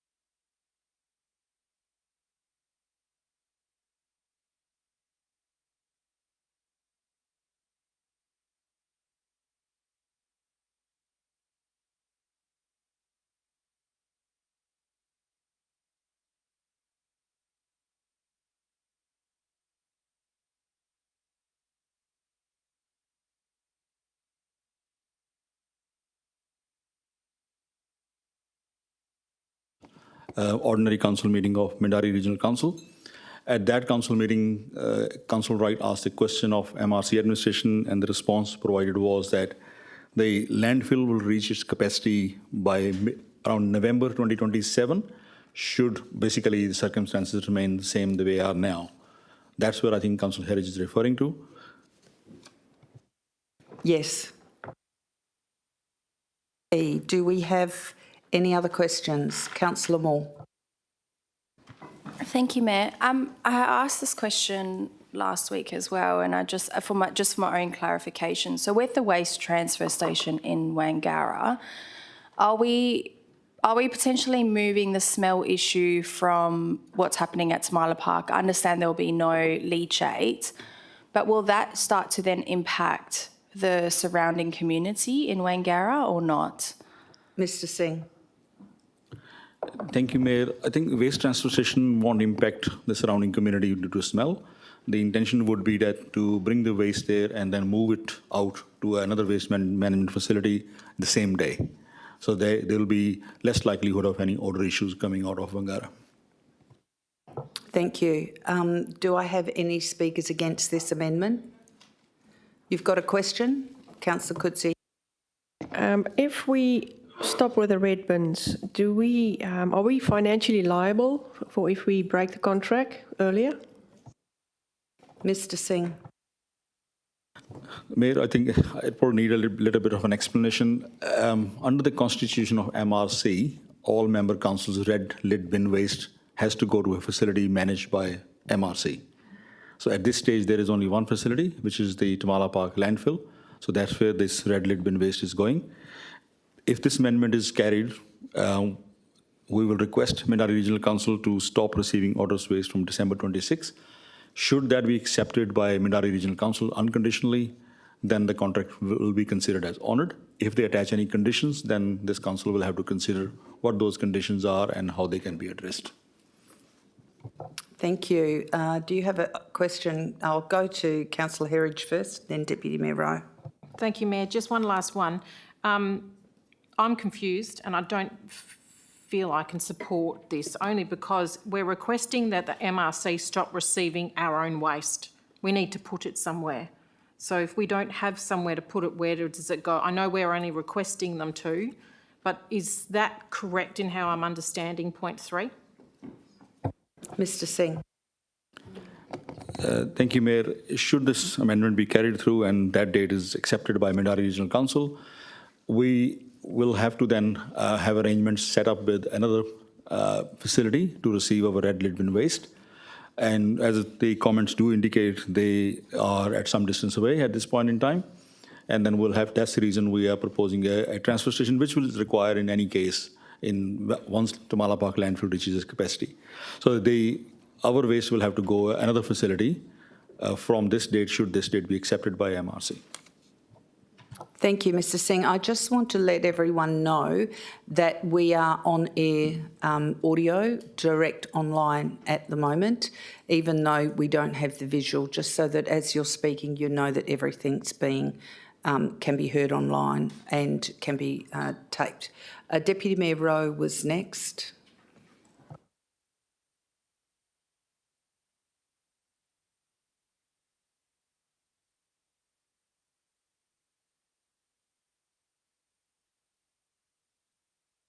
Yes, we do have a power outage. Do we? Yes, Councillor Miles. Yeah, thank you, Mayor. I think just a couple of questions, maybe to help Council. My first question is to...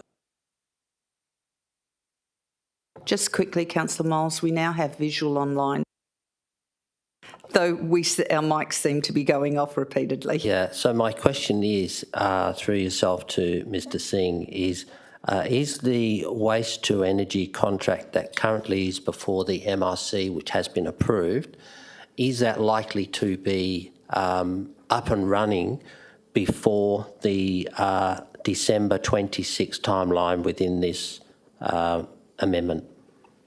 Mr. Singh. Thank you, Mayor. The advice from Mindari Regional Council administration is that if Sorry, I may have misunderstood Councillor Miles' question, but I'll try to attempt and give an answer. If waste to energy contract does commence in May 2025, the landfill will have capacity to receive waste until mid-2029. Thank you. Councillor Miles. My other question to Mr Singh is, does the Mindarie Regional Council currently have a FOGO tender that has to be awarded early to mid next year, where our waste will be able to go to that particular facility as well? Mr Singh. Yes, thank you, Mayor. MRC does have a FOGO tender in place. At this stage, MRC is seeking information from member councils, how much waste member councils will provide, and they will negotiate with the preferred tender that establishing a contract potentially at resource recovery facility in Nerabab, but that our participation through that contract is subject to a report being presented to this council and having a decision to support that one. Thank you. Councillor Miles, you have another question? Yeah, thank you, Mayor.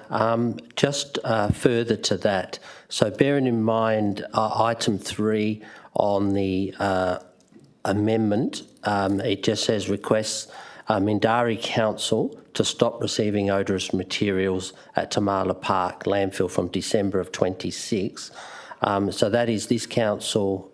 So my question to Mr Singh is, so that is, or to yourself, that is this council requesting MRC to stop receiving odorous material through its front gate. Is that correct? Mr Singh. Yes, if council approves this amendment and it's supported by this council, then yes, that's the request City of Wanneroo will be making to Mindarie Regional Council to stop receiving odorous waste at Tamala Park landfill from December 26. Thank you. Councillor Wright. Thank you, Mayor. Can I speak for, if that's okay, for the amendment? The first offer is against, and everyone's been asking questions. So do I have anyone who wants to speak against or a question? Okay, have you got a question, Councillor Seif? I'm just happy to speak against to give Councillor Wright the opportunity to speak for. Okay, Councillor, I'll take that as a speaking against unless you want to say something else. Councillor Parker, did you have a question before I go to Councillor Wright? Yes, please, Mayor. I know Mr Singh mentioned, or there was a question about early termination charges, and Mr Singh said that would depend on the MRC's feedback and what conditions they would apply to that. I'm concerned, or would like, if we were going to go ahead with this, to somehow put something in, because I would like to know what those charges, etc., would be before I wanted to support something like this, or at least know that it would come back to us and say, look, this is what your charges are going to be. Is this still what you want to go ahead with? If you're understanding that questioning, Mr Singh, I'm sorry. Mr Singh. Yeah, thank you, Mayor. At this stage, we haven't asked the question of MRC that this is the request from the city, if this is approved. If council supports this amendment tonight and is approved as substantive, obviously a request will go to Mindarie Regional Council. Mindarie Regional Council will consider it and advise us one way or the other. And depending upon that advice, then there may be, if there are conditions attached, then it has to be reported back to this council to consider that. If it is unconditional, then yes, that could become the decision getting implemented. Councillor Bedworth, do you have a question? Thank you, Mayor, and through yourself. So following on from that, Mr Singh, am I right in thinking there may be no conditions attached? Mr Singh. Thank you, Mayor. I can't preempt what MRC will decide. We can make a request, and it's up to MRC then to advise us if there will be any conditions or not. So I can't preempt in one way or the other. Councillor Bedworth has a follow-up question. Thank you, Mayor, and through yourself. So is it the case then that there may be conditions attached or there may not be conditions attached? Mr Singh. Yes, Mayor, that's correct. Councillor Figg, you have a question? Sorry. Thank you, Councillor Wright. Jumping in a bit. Look, can I just confirm that this amendment is only to request Tamala Park itself to cease taking waste? It's not about us cancelling a contract or anything of the sort. Is that correct? Councillor Berry.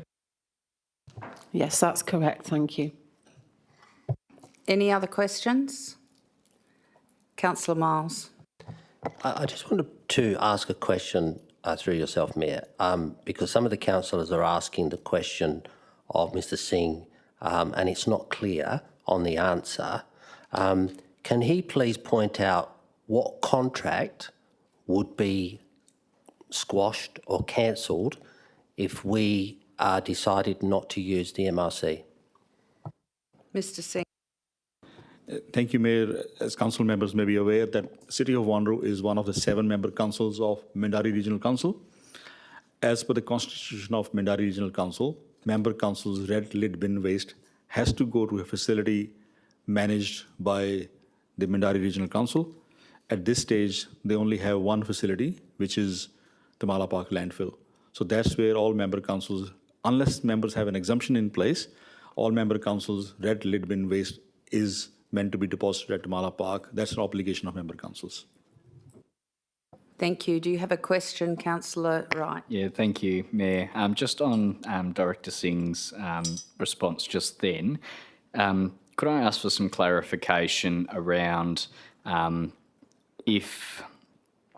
the question has just gone out of my head now, in regards to the amendment itself is not asking the City of Wanneroo, as Councillor Figg pointed out, it's not asking the City of Wanneroo to bound its decision by anything. It's to request the MRC to take a stance on the issue. So even if Council was to adopt this, and just seeking clarification on this, if MRC chooses to ignore that, the City will always hold a view, if adopted, that from December 2026, we would or request Mindarie stop receiving waste. But if MRC ignore it, we're still sending waste there regardless, so we're not breaking any contract. Is that correct, Mr Singh? Mr Singh? Yes, Mayor, that's correct. Do you have a question, Councillor Parker? So sorry, there's 7 member councils.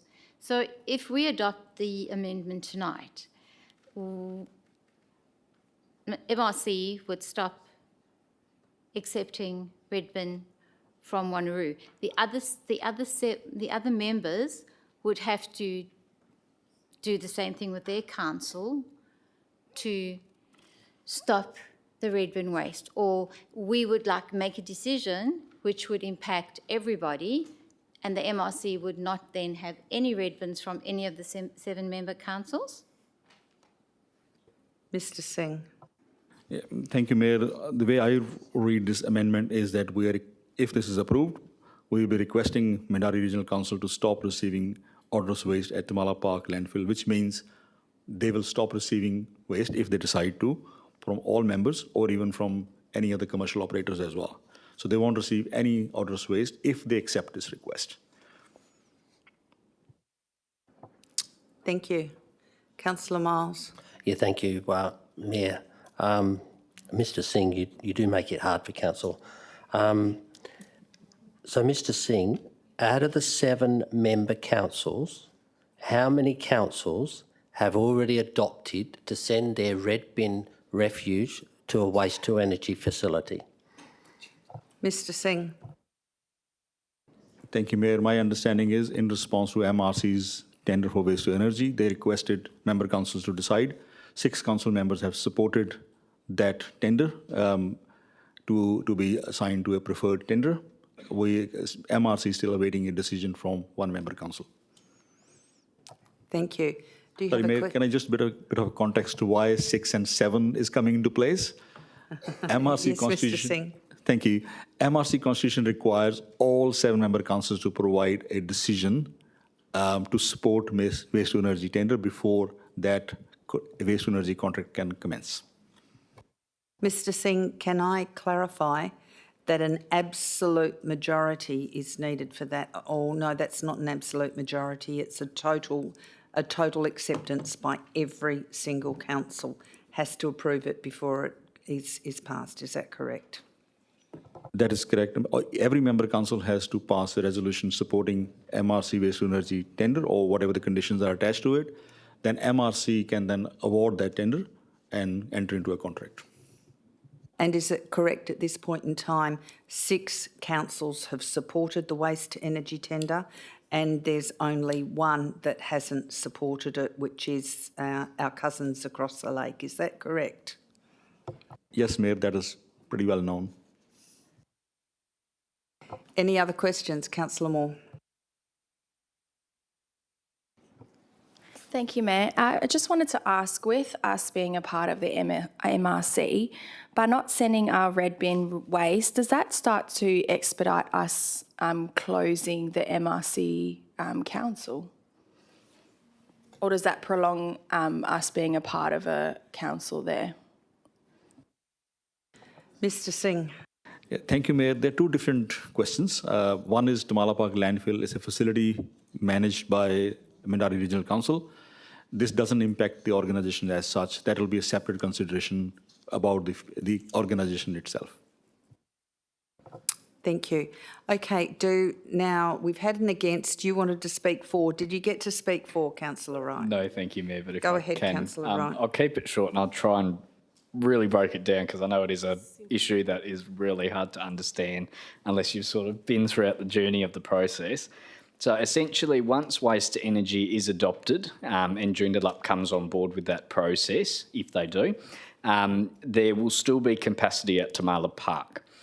This amendment provides Councillor Miles and myself with the backing of our home council in requesting the MRC administration and the MRC council that this council has a clear position to address resident concerns by stopping odorous waste. There are other avenues that the MRC Council can explore, including construction rubble, to get to the profile where it needs to be at. It's not going to affect us sending our red bin waste anywhere. Our waste will still go to Tamala Park. We're bound by that constitution. So essentially, all our red bin waste will not be affected in any way, shape or form. It is up to the MRC to determine where our waste goes to, pending what happens with Tamala Park. So the actual decision lies with the MRC Council. The recommendation tonight is purely to create an advocacy position to stop odorous waste by December 2026, which actually aligns with the waste to energy endorsement. So essentially it complements, but it's also supporting Councillor Miles and myself to be able to advocate for that, because when we do prepare motions to the MRC Council, comments are also noted that the City of Wanneroo hasn't endorsed any position on the matter. So it actually provides an added benefit for us to be able to advocate on behalf of this council in actually having a position on the odorous waste issues. I hope that really explains it for everyone. Thank you. Now, if we have no speakers against this, we're going to go to the vote. I've been told our electronic voting is now working. So, councillors, we're voting on the amendment, which is items 3 and 4 on the amendment that's brought to us. Councillors, please cast your vote.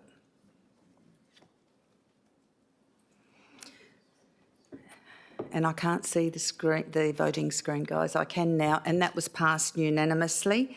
So on the substantive as moved, Councillor Wright, would you like to speak to the substantive as amended? No, thank you, Madam Mayor. Councillor Miles, would you like to speak to the substantive as amended? Are there any speakers against the substantive as amended? If there are no speakers against, councillors, please cast your vote. And that is passed unanimously. We now go to item CPO 11224. We have an interest in this from Councillor Figg. It's the Land Investigations and Financial Assistance for Yanchep Community Mensched. I have a mover, Councillor Figg, a seconder, Councillor Coetzee. Councillor Figg, would you like to declare your interest and speak to this motion, this recommendation. Thank you. Thank you, Mayor. With regard to item CP01 12-24, I disclose that due to my role as the patron of the men's shed. I disclose that I am the patron of the men's shed. As a consequence, there may be a perception that my impartiality on the matter may be affected. I declare that I will consider this matter on its merits and vote accordingly. Look, I've got some words. I don't think that I'll need to say them all. I know how much we support our community. I guess the only thing I would mention is this has been a almost decade-long process for our shed to find a home. The city has done its darndest over the last 6 or so years to get that done. The shed has been faultless in trying to find a home, and I would just ask that you consider those realities when we look at this, when we finally see some light at the end of the tunnel, and hopefully we can get this one through. Thank you. Thank you. Councillor Coetzee, would you like to speak to this item? Yes, please. I've got a bit more words than Councillor Frick. I was actually sitting in my study this morning, not sure if I should have words or not, because I have so much that happened to me with the Janship Menship the past 7 years. And I decided I'm going to have some words because I might miss something. So I actually Googled it this morning also again. And what does a menship mean? What does it do? And Google came back on saying that they improve health and well-being, enhance both the physical and mental health to their members. They reduce social isolation, creating meaningful connections amongst community members. They help individuals gain better perspectives on personal health management, and they foster positive social interactions and promote community engagement. I totally agree with those points, but I do think that they also should add on there that they also support the community by lending a hand in construction and maintenance wherever something needs to be built or fixed. I've got a friend group. I've actually got a few friend groups who work their whole life and got to a certain age. They know nothing but working. And they decided it's time to retire. And unfortunately, those blokes have never had a hobby or a social connecting group or anything, and they have no clue what to do with themselves at the moment. And groups like this, men sheds like this, looks after those guys. They help them to get through that moment of don't know what to do with themselves. Members of the Janship Menship have expressed their frustration regarding the uncertainty surrounding their future location. For the past 7 years, I have the privilege of working alongside this dedicated group. My very first motion and notice was for this group. Other mensheds in the city of Wanneroo have been given locations and received crucial funding from government sources and Lottery West. In contrast, the Janship Menship continues to face the challenges of no designated location and consequently no funding. The income they generate is primarily consumed by private rent costs and overheads, which feels incredibly unjust. Is this just what a menship meant to be? A space where they can thrive, improve their well-being, and elevate social isolation? It's heartbreaking to see them have to work tirelessly just to maintain their existence, rather than enjoying the work they love and creating a welcoming environment for everyone. I want to express my gratitude to Ms. Russell and her team for their unwavering dedication. Thank you for examining 113 different sites for identifying Charnwood Park in Two Rocks, which now has been shortlisted for more detailed investigation. These investigations will encompass bushfire assessments, environmental studies, engineering elevations, and community consultation.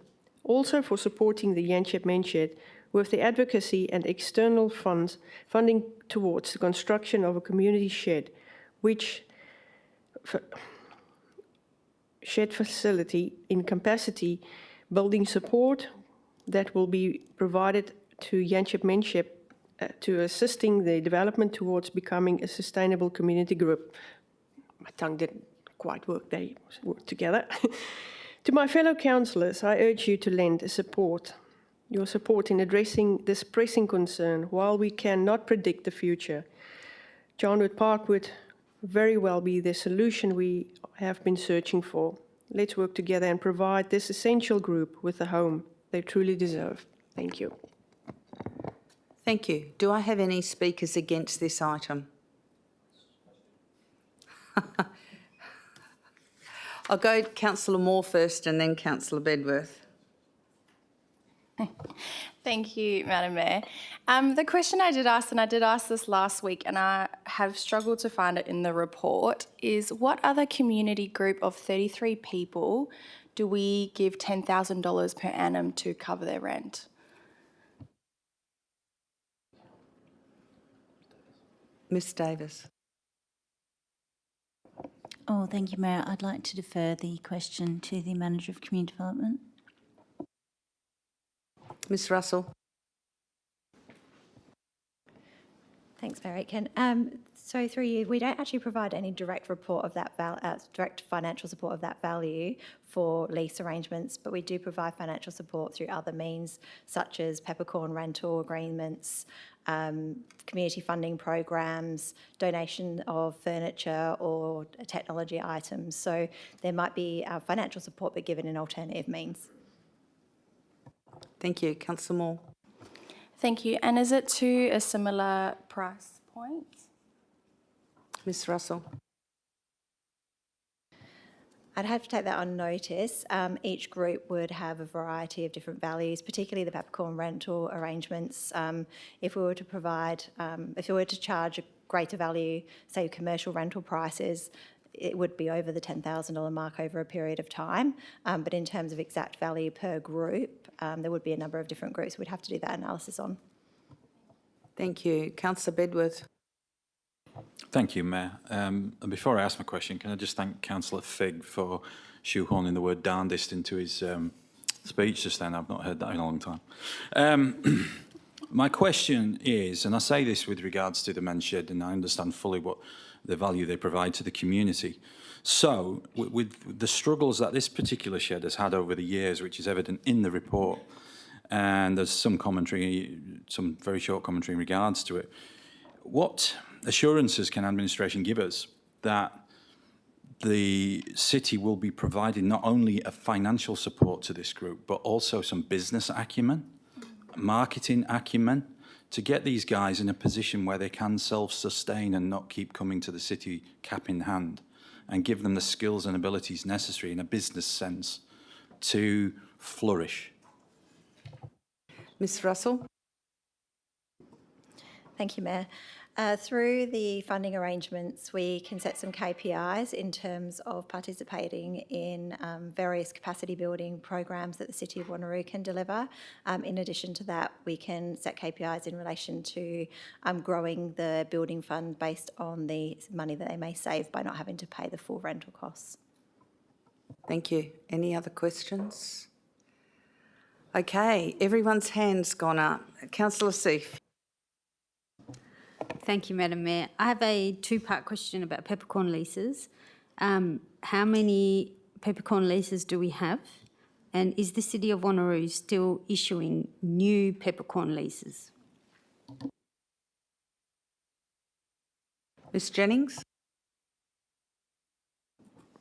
Thank you, Mayor. I'd have to take that one on notice. It's not something I have off the top of my head. But I do note, though, that sometimes we have a peppercorn lease, but we actually have maintenance costs being paid. So sort of one offsets the other in a way. But I'll have to just do some research and get back to councillors about how many. Thank you. Do you have a follow-up question or not? Just the part two of that question, are we issuing new peppercorn leases? Can community organisations still apply for a peppercorn lease and get one in 2024-25 going forward? Ms Jennings. Thank you, Mayor. Depending on the circumstances, it is possible. Thank you. Councillor Wright. Thank you, Mayor. I just wanted to go back to Ms Russell's answer to Councillor Bedworth. Are any of those conditions put into the recommendation or the arrangement if there's a formal document of some sort of those conditions that are required of the club? Because I didn't see any of that information in the report. Ms Russell. Thank you. There's nothing in the report as such. Usually those types of conditions would form part of a grant agreement that the club would be required to sign. Just like we do with community funding programs, we would have a certain range of conditions in there, and each of the groups that receive funding have to comply with that and undertake an annual acquittal process, and no further funding can be issued until they've met the requirements of that grant arrangement. Thank you. Councillor. Thank you, Mayor. Just a supplementary to that. So is administration putting some of those conditions you outlined before into the grant agreement that you, I'm gathering, will be arranging after Council's decision, if supported? Ms Russell. May I just clarify the question? Was that in relation to have we previously provided those conditions as part of a grant? No, just in regards to this new agreement going forward, will any of those conditions you outlined before be, or is administration of the view in putting those in to the new agreement? Sorry about that. Sorry about that. Yes, yes, they absolutely are. We've already drafted them in advance of any sort of future funding arrangements that we may potentially provide this group or any other group into the future. Thank you. Councillor Coetzee. Thank you. It's a quick question here. When the Oldham Park was given to the main shed and it didn't go through, was the membership numbers higher than what it is now? Ms Russell. Yes, they're definitely much higher. I can't quote the numbers now. There definitely has been a decrease in numbers, and that's mainly been due to the size of their facility that they've had to downsize to, and the safety aspect of being able to increase numbers due to the size that they've got to work in. Thank you. Councillor Coetzee. Yes, follow up. Thank you. And is it also one of the reasons that the numbers dropped off is that the most of those members also, not just because of the size of the main shed, definitely yes, but isn't it also just because they feel they are working just for paying that rent and not enjoying anything, or just working through their own home, towards their own home? Ms Russell. Thank you. Yeah, anecdotally, yes. Councillor Moore, you have a question? Thank you. Just following on from Councillor Coetzee, so do they have a business plan in place of how they are going to expand their membership basis to grow as a men's shed? Not sure who's the best person for that. Ms Russell.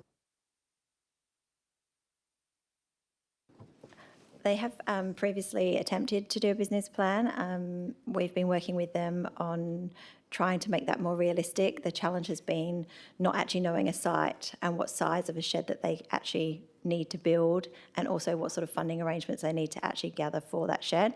They don't have an existing business plan that I'm aware of. If needed, we can build that into the KPIs to develop the business plan. It would make sense to do that. Thank you. Councillor Moore. Just following on from that, so if nothing was progressed in 3 years' time, what's to stop them again from having to come to council to then ask for another 3-year extension on their lease? Ms Russell. Thank you, Matt. There's nothing to stop them coming back to ask for additional funding. I believe our main effort really is to be able to try and find them a suitable parcel of land to be able to build on, and then to try and support them through providing letters of in-principle support to seek bigger funding to be able to construct a facility in the future.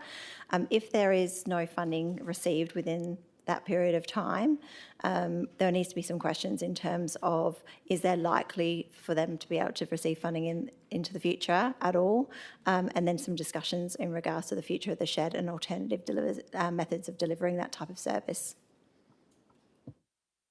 Do I have any other questions on this item?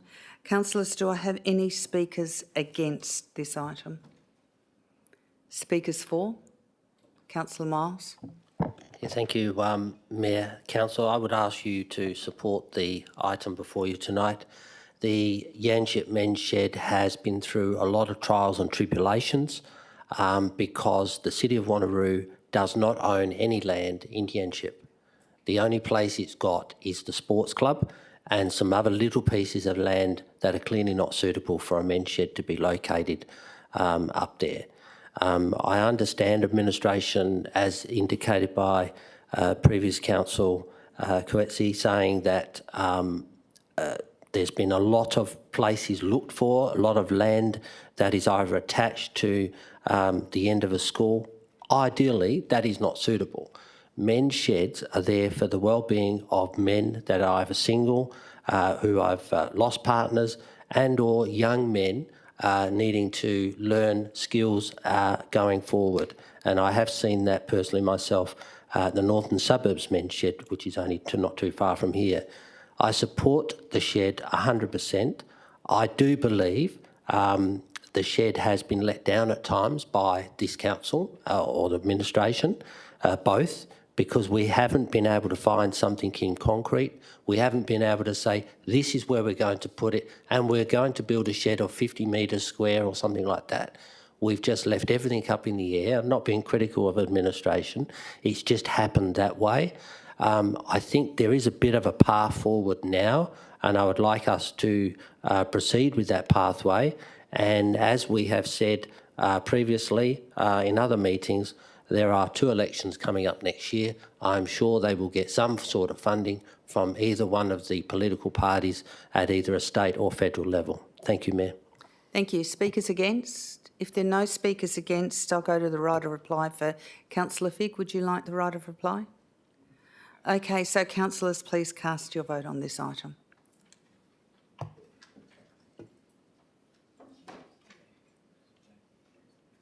Councillor Moore?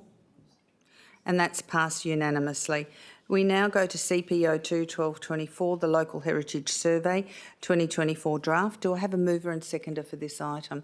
Moved Councillor Miles, seconded Councillor Huntley. Councillor Miles, would you like to speak to this item? No, Mayor, I think the report pretty much indicates what the survey is about, what it's going to do, and I ask the council to support it. Thank you. Councillor Huntley, would you like to speak to this item? Just quickly to say, this report has taken years to draft. It's amazing the work they've done. It is a brilliant report, and hopefully when it goes out to the community, it will have a final review. So if there's any community members out there who know something is missed or something is wrong, please let us know, because this is a phenomenal document. It's about time we had our heritage listed and documented as well. So I know there is lots of pioneering families out there who have got stories to tell and information to give, and this is your chance now to actually have a look at this report. If there's anything in there that you think needs to be changed, please let us know. Thank you. Thank you, Councillor Huntley. Do I have any speakers against this item? If there are no speakers against this item, I don't think you need the right of reply, Councillor Miles. Councillors, please cast your vote.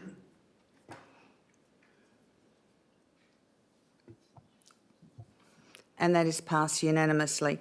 We now go to item CPO3 1224, the Wanneroo Showgrounds Clubroom Extension Consultation Outcomes. We have a mover of this item, which is Councillor Wright, seconder Councillor Miles, and a declaration from Councillor Wright and Councillor Miles. Thank you, Mayor. In regard to item CPO3 1224, Wanneroo Showgrounds Clubroom Extension Consultation Outcomes, I disclose that at the request of the local member for Wanneroo, I was invited to attend the last internal stakeholder working group meeting. As a consequence, there may be a perception that my impartiality on the matter may be affected. I declare that I will consider this matter on its merits and vote accordingly. Thank you. Thank you, Councillor Miles. Thank you, Mayor. My declaration with regard to item CPO3 1224, I disclose that I am a Liberal Party candidate for the seat of Mindarie, and as such, as a consequence of that, there may be a perception of my impartiality on the matter may be affected, and I declare that I will consider this matter on its merits and vote accordingly. Thank you. Councillor Moore. I also had a disclosure as well. With regard to item CPO3 12/24, I disclose that I'm also a Liberal Party candidate, but for the seat of Lansdale. As a consequence, there may be a perception that my impartiality on the matter may be affected. I declare that I will consider this matter on its merits and vote accordingly. Thank you. I understand we have an amendment on this item. Councillor Parker, do you have an amendment? I do. With the consent of the mover and seconder, I would like to amend the substantive recommendation. Thank you. And do you have a seconder? Councillor Herridge. Councillor Parker, would you like to speak to this, please? Thank you, Mayor. Please could I just ensure all councillors have the printed plan handed to us this evening? This one.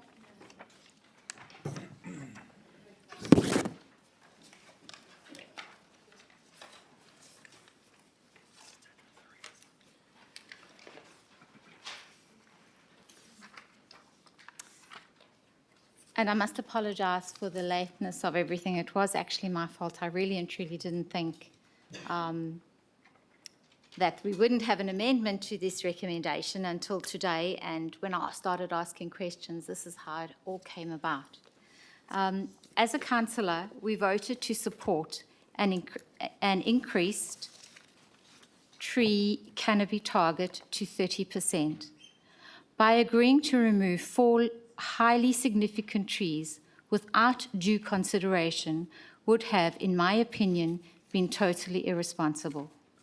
Council must lead by example, and if we go against our own policies, how can we expect developers and residents to do anything different? The central ward in the city is about to lose a massive amount of tree canopy due to the development of East Wanneroo. If Council has an opportunity to maintain these 4 significant trees and still go ahead with the clubroom extension, Council is sending a loud message to everyone concerned that we are taking Council's retention policy seriously and expect all parties to do the same. Because of the discussions and concerned voices last week at briefing, I would thank administration for the alternative plan presented to you this evening. Unfortunately, I was only made aware of this alternative plan this afternoon when I suggested I would like to make an amendment this evening. I'm asking for Council's consideration to the amended recommendation before you. Thank you. Thank you. Councillor Herridge, would you like to speak to this amendment? Yes, thank you, Mayor. I second this from Councillor Parker. Wasn't aware of this until a little earlier as well, so I haven't prepared anything. But I do find that this is a balance between the proposed development and in retaining the trees, which I think is extremely important. Thank you. Do I have any speakers again? A question, Deputy Mayor Rowe. Thank you, Mayor. I have 2 questions. Given that the mover and the seconder have both said they were unaware of this option until this afternoon, can I ask why the administration did not make us aware of this potential option prior to this afternoon, given that the nature of the conversation last week focused significantly on tree retention? Ms Davis. Thank you, through the Mayor, and thank you, Councillor, for your question. The concept that was tabled as part of the report and through the briefing is the concept that has been consulted on and designed so far, and that we have support through the consultation to proceed with.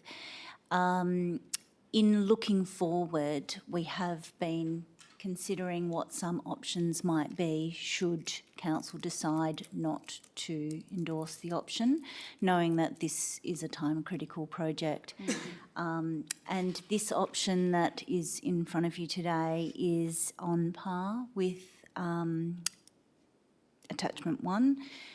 It is exactly the same size, same requirements, same everything inside the building. The only thing it does is it has actually pushed the construction of the change rooms backwards to clear those trees out.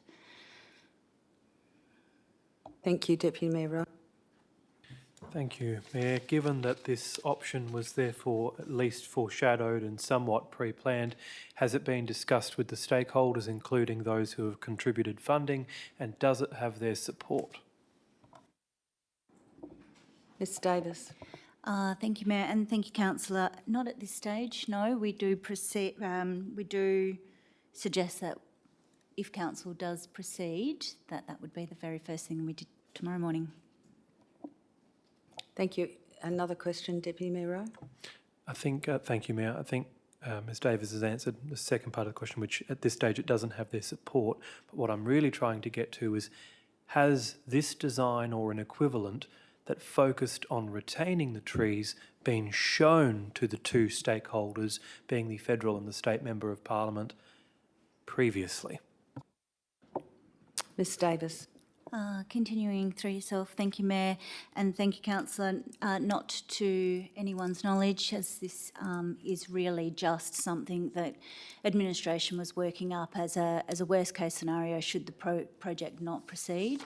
So we were just trying to mitigate any future risks. Thank you. Any other questions? Councillor Bedworth. Thank you, Mayor. Through your good self. Given that this is construction-wise, it looks like it's going to need retaining walls, etc. What difference to the budget is this going to make? Do we have those figures? Mr Singh. Thank you, Mayor. My understanding is the cost of both options will be similar. Even though second concept is just the footprint at the moment, there will be some other works around the building which will be needed. So the cost estimates are likely to be similar. Thank you. Councillor Smith. I understand the timing issue on this one. I'm just wondering, considering we've just completed community consultation, is there any potential reputational risk to us moving forward with a recommendation that notes the outcome of the community engagement process on a slightly different design to the city and to the members as well, who have made funding commitments? Has that been factored in at all? Ms Davis. Thank you, Mayor, and thank you, Councillor. We note that the comments from the consultation are provided on page 389 of the report. So it is in our professional opinion that the concept would be favourably received by clubs and users of the facility because it definitely meets the needs and the requirements within that. And administration has weighed up the risks given with the external funding providers not yet having had the opportunity to provide input versus the timeliness of the project and wishing to proceed. Thank you. Thank you. Any other questions, councillors?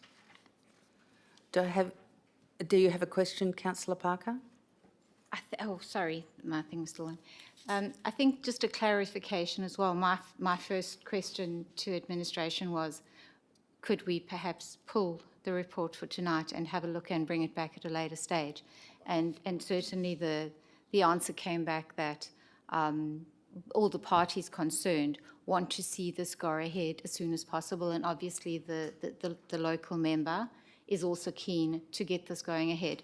And certainly, I've had experience where we have taken something off of the agenda and it's come back a year or two later and we've put stumbling blocks. So the fact that we put this forward tonight, even although it was at that late stage, will at least tick the box and give both the club and the local member and the federal member the assurance that this is not going to be stopped. The city, the council is not trying to stop something going ahead or slow it down.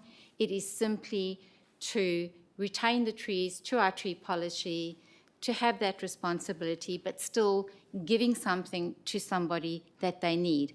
I think what concerned me last week, and this did concern me last week, was that we weren't given an option at the time. We always get options. This is what you've got, this is what's gone through, live with it. And as a councillor, from my opinion, I wasn't prepared to do that. And that is why I asked the question today, and I'm sorry it was very late, but this is why I asked the question. And because of our questions last week, I believe that this is where this concept has come from. Is that correct?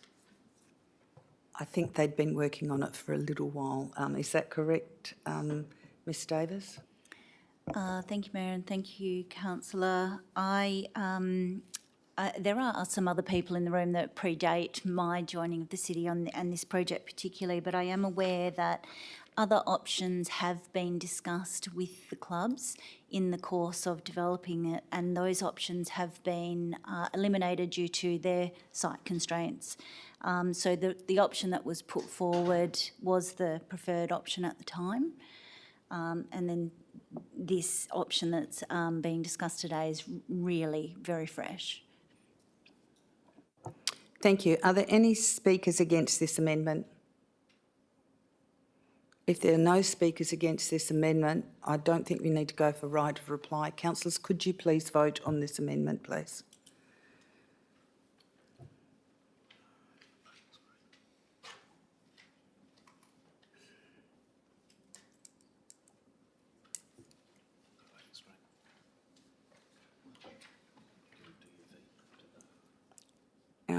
Councillor Moore. That's okay. Well, we've got 12 in support and 1 against, which is Deputy Mayor Rose, so the amendment has been carried. So therefore, would you like to speak? Do you have a question, do you, Councillor Miles? Yeah, thank you, Mayor. I have an amendment also for this same item, CPO 3. Would you, do you have a seconder for your amendment? A seconder for my amendment, Councillor Huntley. Okay. Councillor Miles, would you like to speak to your amendment, please? Yeah, thank you, Mayor. The amendment is slightly different in the sense that in the report itself, it indicates that the facility hasn't had any sort of great upgrades or anything for at least 14 years. It was built in 2011 and it's the same today as it was then, and it does hold up well. However, it does need some upgrades. It does need new lighting. It does need painting. Kitchen needs to be upgraded to some of our other facilities around. And the other reason too, even on page 389, the submissions, there was a submission in there that says they will only support it if the rest of the facility gets upgraded as well. After speaking to the CEO today, he thought that they could have a look at this and obviously put some funding in the budget for the 25-26 year to upgrade, or not upgrade, but to, I guess, to upgrade the facility as it is now with new carpets, lighting, as I say, carpets, also the toilets in there, 14 years old. Some of those showers and that need to be redone. So, councillors, I ask you to support this request. I don't know whether you got it up on the screen for councillors, but everybody should have got this. Yes, unfortunately, we're trying to combine the previous amendment with your amendment, and it's making it very difficult to us to work out what's happening. Bearing in mind we've just changed the substantive to add attachment 3 in line 2 and to authorise the CEO to progress the Wanneroo Showground extension and phase of the engagement and design based on attachment 3, which is the new attachment that Councillor Parker has attached to the report. My item is basically a point 4. Request the Chief Executive Office to investigate the remaining Wanneroo Showground Clubroom building components from a renewal perspective for the consideration in the 2025-26 budget process. So it's pretty straightforward. Here we're up there now.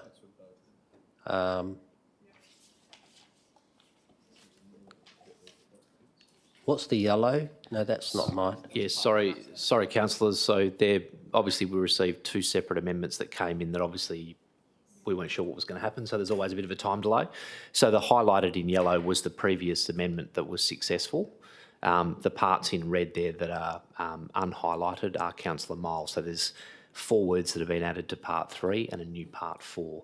So very much about going away and considering the balance of the building from a renewal perspective, so not making the building footprint any bigger, but it's essentially renewing the building components, floor coverings, window treatments, those sorts of things, so that the building is brought up to a contemporary standard, and for that to be considered as part of the 25-26 budget process.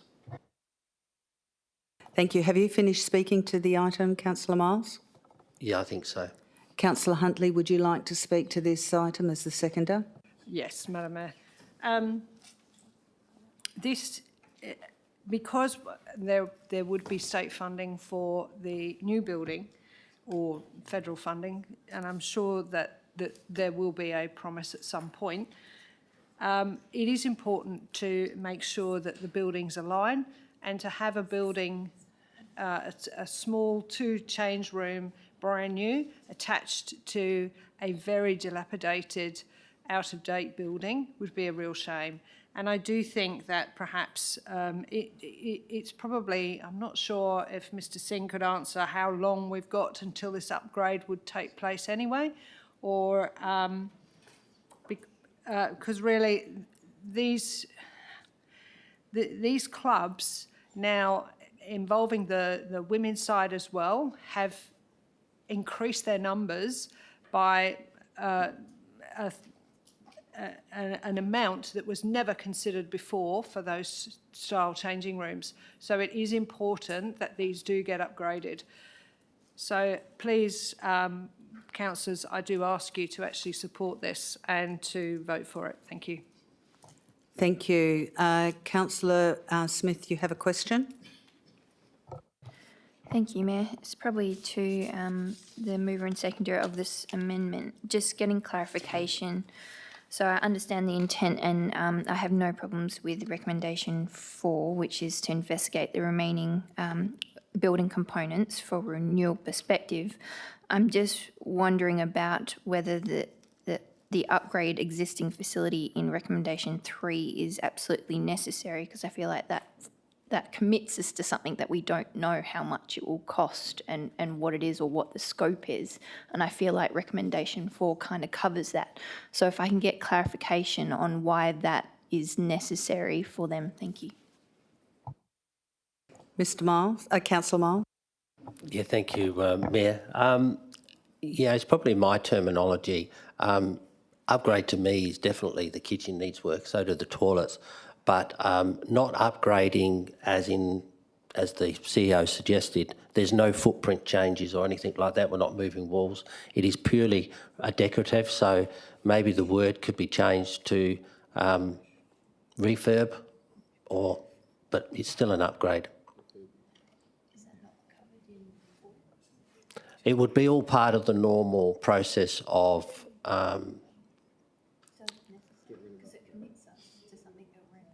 definitely commits the council, definitely, to have a look at. Well, it's not really, because as it says in 3, to progress the Wanneroo Showgrounds Clubroom building and refurbish the existing facility and project to the next phase of engagement, it would still need to come back to this council, because item 4 is request the CEO to investigate the remaining Wanneroo Showground Clubroom building components and bring back to consideration in the 25-26 budget.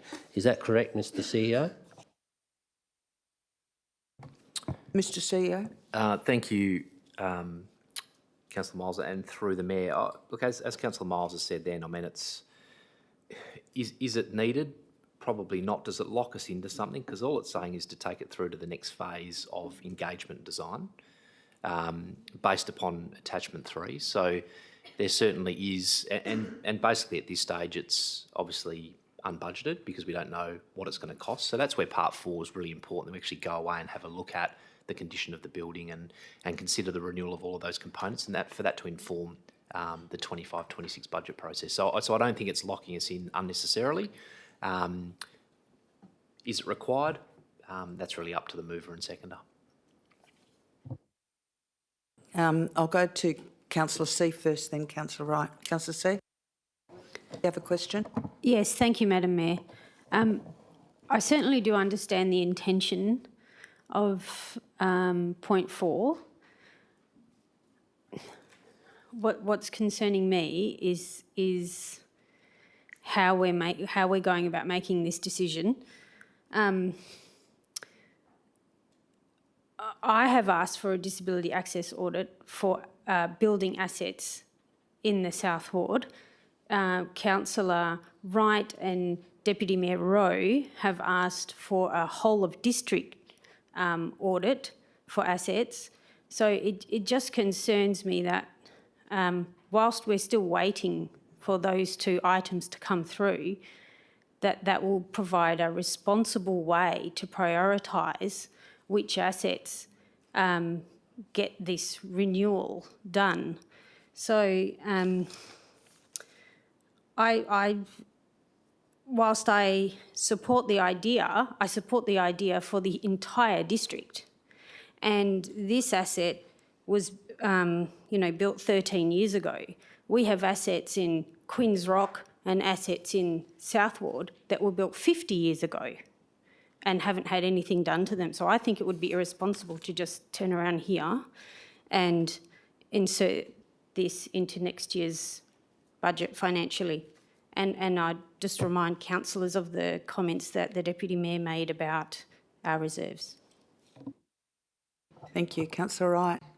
Thank you, Mayor. I just had a question, obviously through the Mayor, in regards to existing allocations within our long-term financial plan for asset replacement and renewal. Would the administration have a view on how much funding is currently for this existing building and when that was actually drafted, just because there may be some funds already allocated for that renewal project? Mr Singh. Mayor, that's quite a type of detail which I don't have at the moment. Obviously, we need to look at our asset renewal modelling. Given this is a relatively new building, 13-year-old building, I would expect that the components of different components of the building will be at least few years away for renewal. Thank you. Councillor Moore. Thank you, Mayor. Just following on from Councillor Seif, when are we expecting to have those reports back to us at Council, just in regards to the upgrade across the city, the upgrades needed across the city? Mr Singh. Thank you, Mayor. I think quite broadly, I think if you're looking broadly, I did a presentation at Council Members Forum 2 weeks ago, I think it was, where we presented how we develop asset renewal models and how we develop asset renewal programs.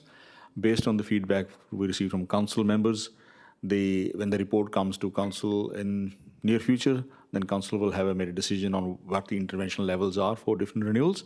That will likely define the future renewal programs. At this stage, we do look at develop a renewal program based on the age and also condition. In many cases, the condition, and mainly the condition is an 8 or 9, which is kind of condition is serviceable, but still like going toward a poor condition. Thank you.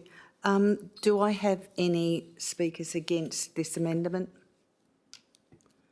Councillor Herridge. Thanks, Mayor. I am, like everybody else, still for number 4. I do find, as my opinion, I'm not sure if somebody else has the same, the refurbish existing facility, I feel, locks us into something that we shouldn't be, and we're just requesting the CEO to investigate. I'm happy with, so I would be against this as it is. Thank you. Any speakers for? Councillor Miles and Councillor Huntley, would you be prepared to remove the refurbish existing facility and just leave item 4 on your amendment? No, I'm happy to keep it as it is, Mayor, because refurbish doesn't mean we're going to knock it down and build a new club rooms. It's just to refurbish what we've existing got. And item 4 clearly states asking the CEO to bring back a report for the 25-26 budget on what that cost would be. We're not locking this council into anything until we do our budget. Okay, councillors, do I have any speakers for? Hang on, Madam Mayor. I can see where Councillor Herridge is coming from. Perhaps it would be easier to take the words "and refurbish existing facility" out from 3, because we've already passed 3 with its other amendment, and move it into request the Chief Executive Officer to investigate the remaining Wanneroo Showground Club Room building. Instead of components, put refurbishment from a renewal perspective for consideration. So move the refurbish into... Okay, so that's up to Councillor Miles, the mover. Would you be happy to do that? I'm happy to move the refurbish if that is what's tripping up the council. Yeah. Okay, Mr CEO. Yep, sorry, in the box, we don't need to make any changes to the second. That refurbish existing facility is the same as renewing the building components. It's removing the red text from part 3 is what the mover and seconder have agreed to. Thank you. So that can go, but components, what I'm worried about is that we know what components are, but do our residents know what components are? And components might mean walls. So we're not going to adjust any walls. We're only going to refurbish. So I think we need to clarify what components is. I'll leave that. From my perspective, administratively, to implement the recommendation, it's relatively straightforward because we look at all the building components. The building will be broken down into floor, walls, roof, mechanical, fittings, window treatments and those sorts of things. A lot of the building components are going to be fine. Walls, floors, they'll be fine. It will be the cosmetic stuff that we'll be looking at in terms of requiring renewal to bring it up to a contemporary standard. But I'll leave it to the mover and seconder whether you feel as though you need 4 to be changed to incorporate refurbish, upgrade existing facility. Councillor Miles?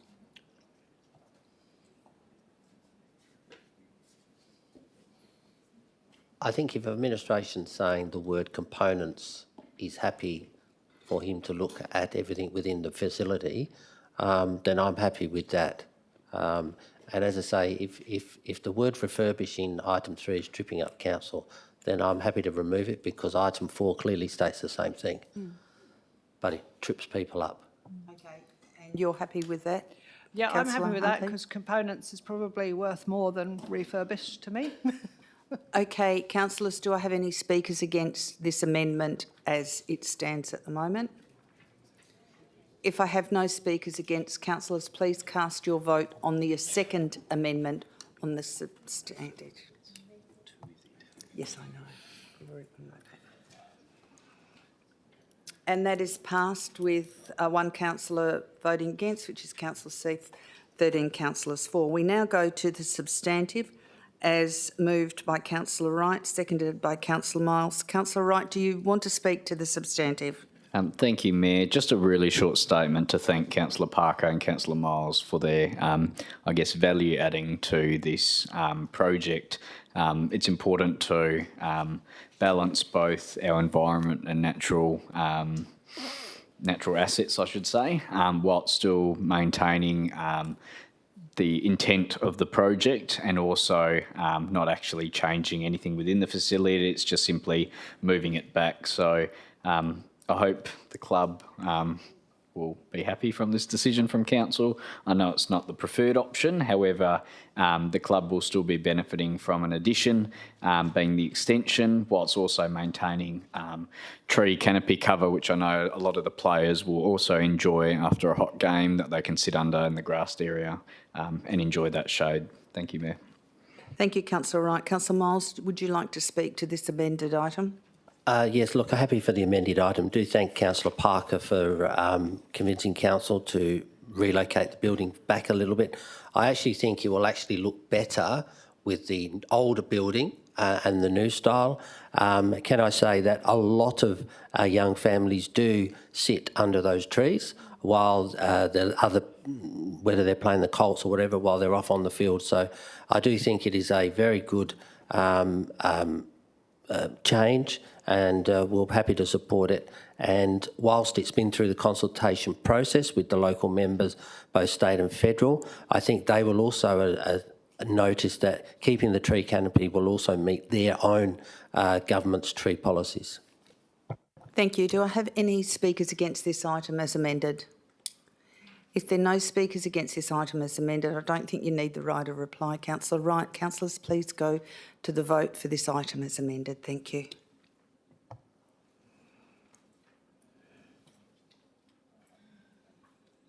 And that is passed unanimously.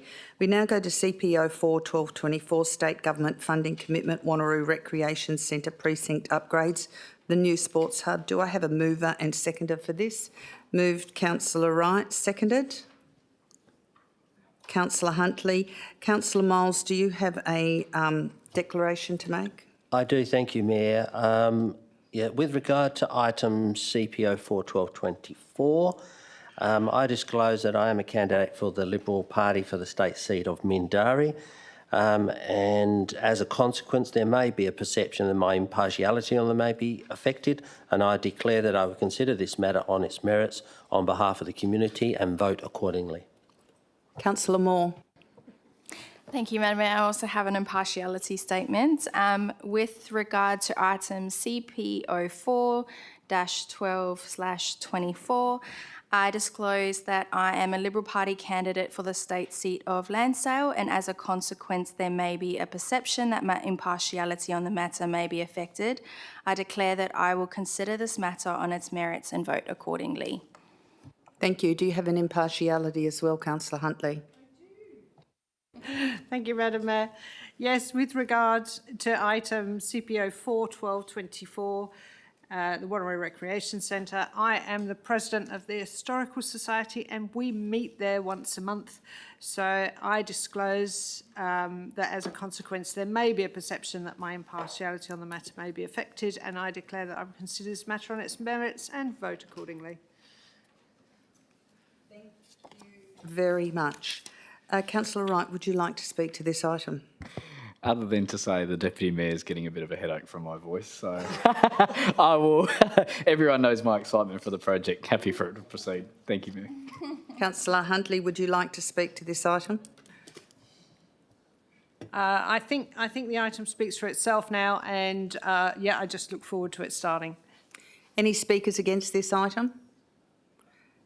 Councillor Seif has a declaration. Well, if the president of the Historical Society is going to make a declaration, then the member of the Historical Society will make the same said declaration. Do you want me to actually read the declaration? With regard to item number CP 04/12/24, I disclose that I am a member of the Historical Society and we do meet there, and as a consequence there may be a perception that my impartiality on this matter may be affected. I declare that I will consider this matter on its merits and vote accordingly. Thank you. Thank you. Do we have any speakers against this item?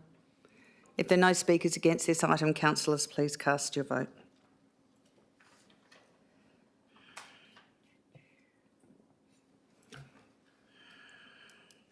And that is passed unanimously. We now go to CPO 5/12/24, the Bushfire Brigades Amendment Local Law 2024. Do I have a mover and seconder for this? Councillor Figg, seconded Councillor Parker. Councillor Figg, would you like to speak to this item? No, thank you, Mayor. This one's been through a bit. I think it's about time we got it done. Thank you. Councillor Parker, would you like to speak to this item? Happy with the report as is. Thank you. Do I have any speakers against this item? If there are no speakers against this item, councillors, please cast your vote.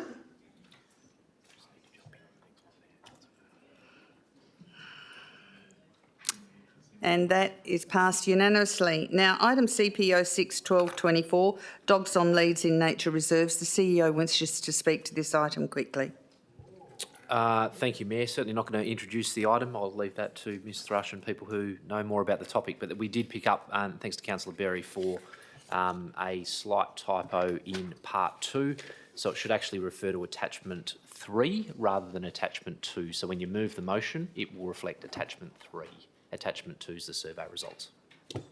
Thank you. Do I have a mover and seconder for this? Councillor Herridge moves, seconder Councillor Huntley. Councillor Herridge, would you like to speak to this item? Thank you, Mayor. Just quickly, thank you to everybody for moving and accepting the procedural for Tessa to speak earlier. She was late due to just coming from physio, and she'd been at the hospital through this week. So she's been through a lot doing her thing, so that was much appreciated. Thank you. It's been my absolute honour to advocate for this discussion on behalf of our wider district's community. In seeing several cries out for help, I could not get past Tessa's. It was a raw emotion of despair that she couldn't do anything else, and we heard her speak tonight on the numbers of what she's been doing with her helpers and everyone from native wildlife. To now be at this point after the community consult with an overwhelmingly support from the Dogs on Leads for our nature reserves is the support that Tessa and the larger wildlife carer community have been hoping for. It's certainly through their passion and sharing of the consult to why we're here and had such a high number of the surveys recorded. It does seem, though, that our residents are not only seeking dogs on leads for wildlife, but also for their own safety. It's possibly a sign of change, and I also note that our neighbours next door at the City of Joondalup are also currently at community consult for the very same, and they're reviewing dogs on lead in a wider open consult of open spaces, not just for the nature reserves that we've done. I encourage all our elected members to reach out and become involved in our community wildlife carers and organisations if they're not already. There's an overwhelming amount of volunteers who are stretched looking after and personally funding for the care of and rehab of these animals. We may not have the data we often seek to use when we're considering such items as these because we're not recorded, but it's the reason we went to community consult to find that data. So it's important to consider that as the evidence in this case. And I thank everybody and hope they support the community with this item. Thank you. Councillor Huntley, would you like to speak to this item? Yeah, I would, Madam Mayor, thank you. Dogs on leads in nature reserves. Obviously, we are a growth city. There is going to be issues with dogs needing to run and to play. However, we are going to have limited facilities for our wildlife as well. So we now need to really consider what we're doing with how we allocate space for our humankind, our domestic animal kind, and also our wildlife. And the reason why I support this is because dogs can be on long leads, but this week, literally, we have had 7 dog bites that have been bitten by snakes and passed away in our local vets. So this is a real issue for people who just let their dogs off to run in these reserves. They have no concept or thought that their dogs, once they go sniffing off the pathways, could actually get bitten and die from these bites. There's no way they can get them to a vet quick enough, and there is no way that the serum can get into these animals fast enough to actually stop them dying. So I do say if we're going to allow wildlife in the city, and we do need to protect these reserves, but we also need to consider that we are now going to have to allocate further space for dogs to run on. And that's not little dog parks with pretty little jumps and whatever. We need some real decent space for these bigger dogs to run in, especially with their population coming in so large and fast as it's going to happen in Wanneroo.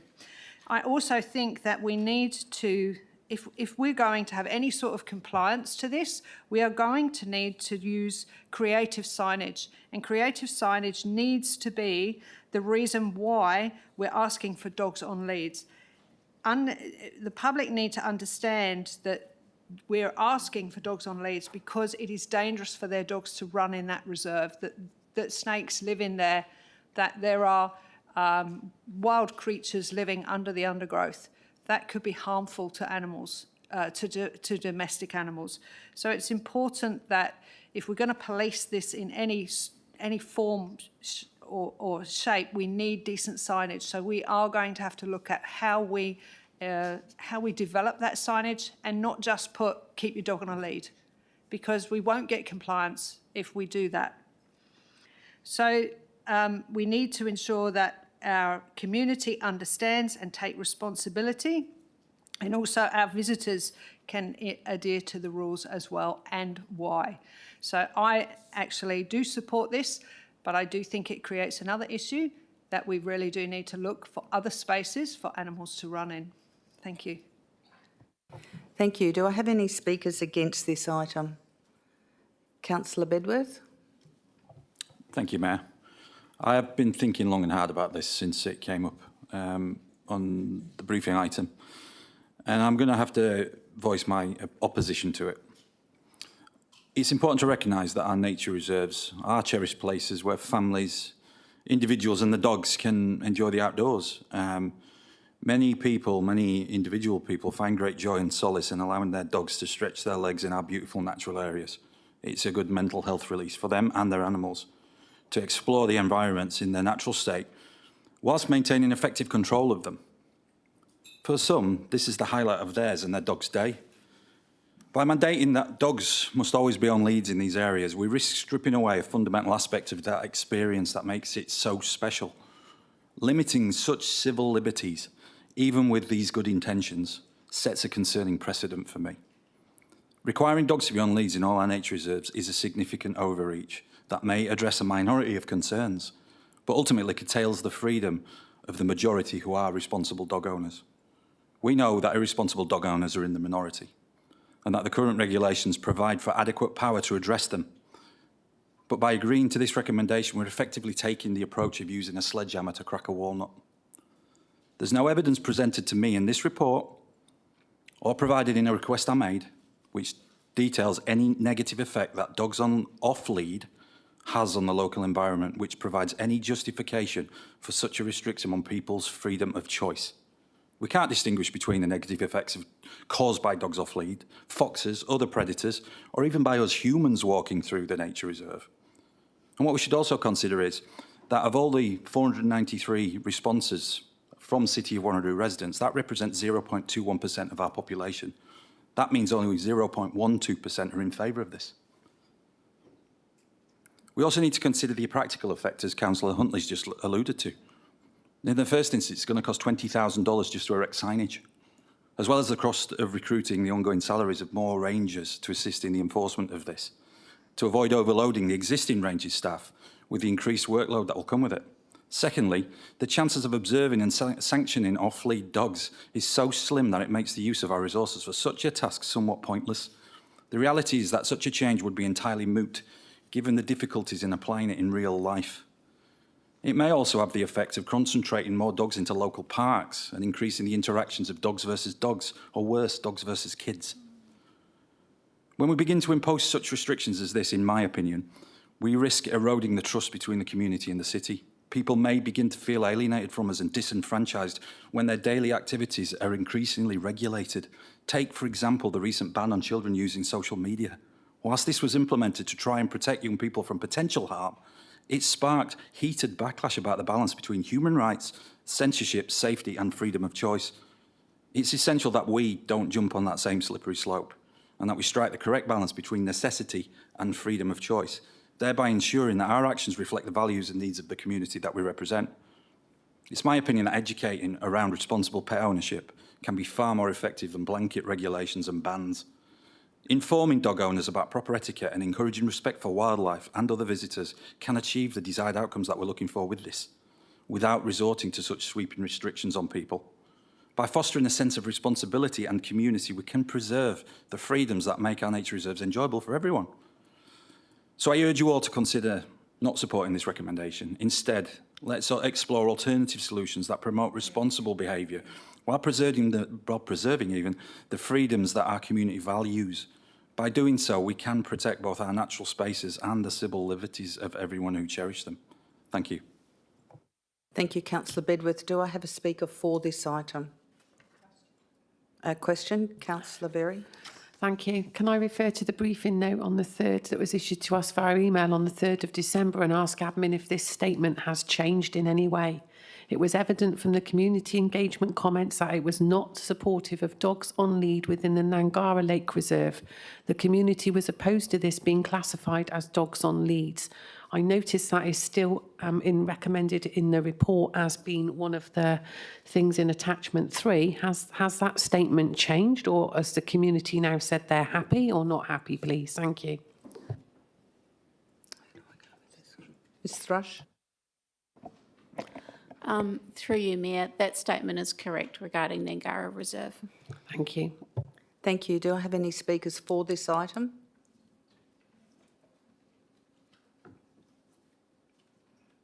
Okay, any questions?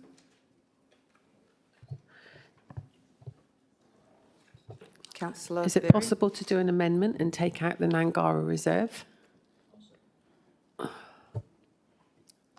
Ms Thrush? Through you, Mayor, Council can choose to make an amendment should they wish. Do you have a seconder for that? Yeah, I do, amendment? Councillor Wright, thank you. Councillor Wright. Councillor, can we have some words for that, please?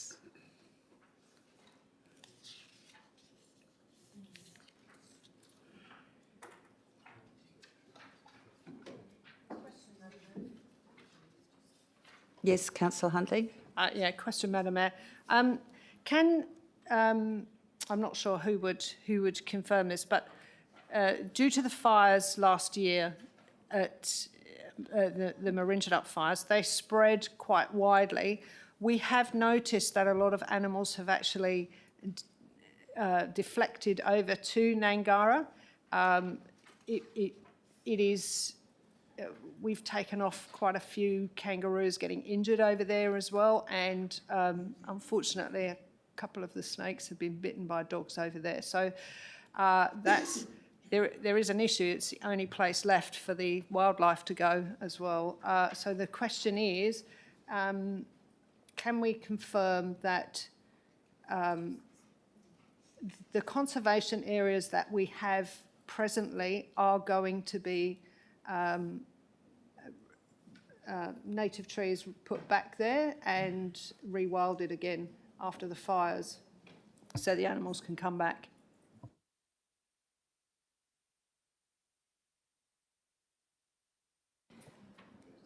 Mr Singh, does your team through Mr Chettlebull do reforesting or refurbishing of native areas that have lost their bush? Yes, Mayor, I think depending upon which reserves are, some reserves we do take rehab work and maintain the bush area, but I'm not sure about Lake Nangara itself, whether we are undertaking any works there. Madam Mayor, just to clarify, it won't be Nangara.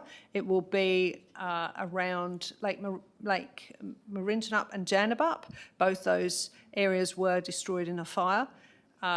Some of those bush areas have not recovered, but I know, unfortunately, around Lake Maringenup, obviously it's got a development application over the top of it. So, Councillor Huntley, it's kind of not really related, the refurbishment.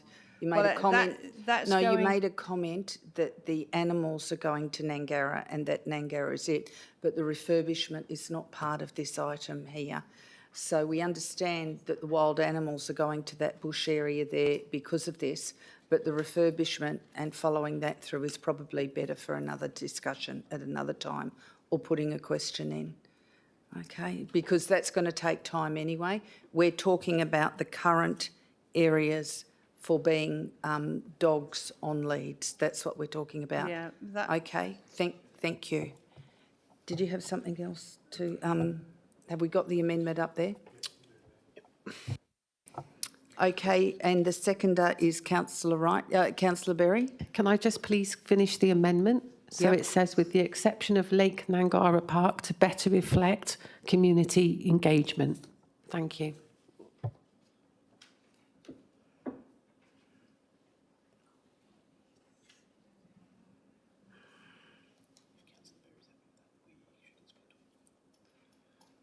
She should speak to it. Yeah. Councillor Berry, you happy with that? Yes, thank you, Madam Would Mayor. you like to speak to it, please? I propose this amendment really so it does reflect, we've said that we're going to look at the community engagement. The briefing note tells us that this one reserve wasn't accepted by the community as being somewhere where they want to have dogs on leads. So that's the only reason for this amendment. I'm happy with the rest. Thank you. So, Councillor Herridge, we're speaking to the amendment that Councillor Berry's brought. You've moved the substantive and then you will get to speak to the substantive. Councillor Wright, do you want to speak as the seconder of the amendment? Thank you, Mayor. I have received a lot of resident input in regards to the Lake Ningara Park site. I have also received feedback from other residents about other reserves, and they're mainly supportive of the other reserve areas. So I'm happy to obviously support that. I also understand from a CRM response, councillor inquiries for those that are listening online, that I also received from the administration that after East Wanneroo is created with the, I think it's called a foreshore management plan because it is a lake, there will be some work being done to improve the footpath network and adding fencing and conservation fencing and doing it up properly once development occurs there. So I think the area will be improved safety-wise eventually anyway within the next 6 to 7 years, depending on when that foreshore management plan is created. So I do note that there are going to be improvements made to that reserve, including increasing public accessibility as well. So I am supportive of the amendment, and I urge other councillors to support this. Obviously, it's a very popular site amongst those that use it within the local area. Thank you, Mayor. Thank you, Councillor Wright. Councillor Smith, do you have a question? Yes, thank you, Mayor. My question is in regards to in the responses in the survey. Question 1 is, how many people indicated that they objected to Nangara Park being included, and what was the nature of their objection? Thank you. Ms Thrush?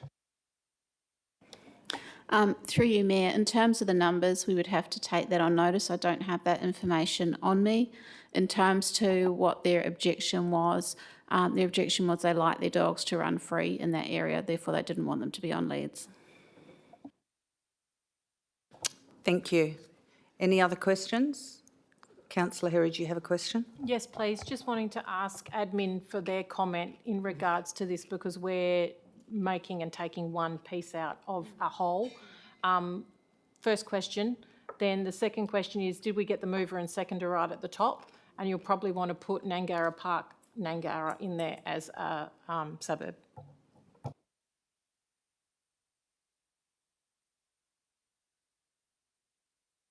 Yes, Councillor Wright is the seconder of the amendment. And of the substantive, Councillor Herridge is the mover and Councillor Huntley is the seconder of the substantive. So do I have any speakers against this? Admin comment, please. Through you, Mayor, the idea behind the nature reserves is the same for all of the nature reserves. They do, however, operate as individual independent reserves. So if it was council's decision to take out one of them, that could be done. That is possible, absolutely. Just need to be mindful when making a decision of what the intent of the decision is. Thank you. Is that a question, Councillor Smith? Go ahead. Can I clarify with Ms Rush? Because normally we get administration comment or a recommendation, so I'm looking for a stronger recommendation whether they would actually approve of a separation of Nangara or they would prefer a whole nature reserve position. Thank you. Mr CEO. Thank you. I know I'll hand over to Ms Thrush, but I guess this is the danger of moving amendments on the night.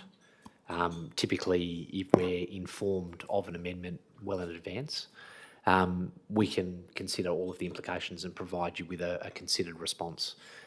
It's probably a little bit unfair to ask Ms Thrush tonight on the spot as to what her view is without having, happy for Ms Thrush to provide a response.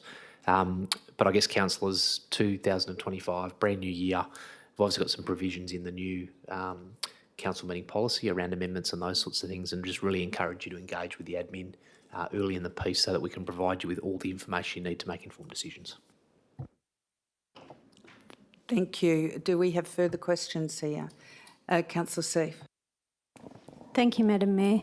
I just wanted to ask how many parks and reserves do we have across the district? Mr Singh. Thank you, Mayor. We're going to do a bit of a search on annual report. The figure is an annual report. Hundreds and hundreds.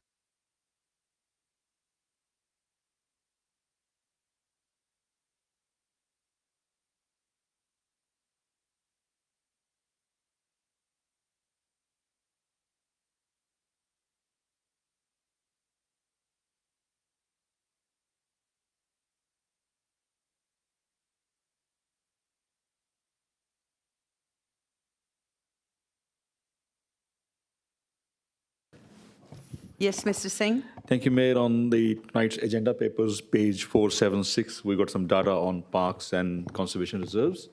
We got 655 parks covering 2,697 hectares area, and we got 157 conservation reserves, which I think there is hectares. Yeah. 157 sites we have. Thank you. Another question, Councillor Seif. So, I've just stuffed up my calculator here, but I think it was less than 1% that we're talking about in this dogs on leads motion. Less than 1%. I'm all for freedom, and I'm all for everybody being able to walk their dog and throw the ball and all of that. There's some of our native wildlife that if an animal runs through the bushes, they will abandon their nest, they will abandon their young, and they won't come back, even if they're not bitten, even if they're not chased. And yeah, as long as there are other options, and I think there are plenty of options for other people with their dogs, so I'm against this amendment. Thank you.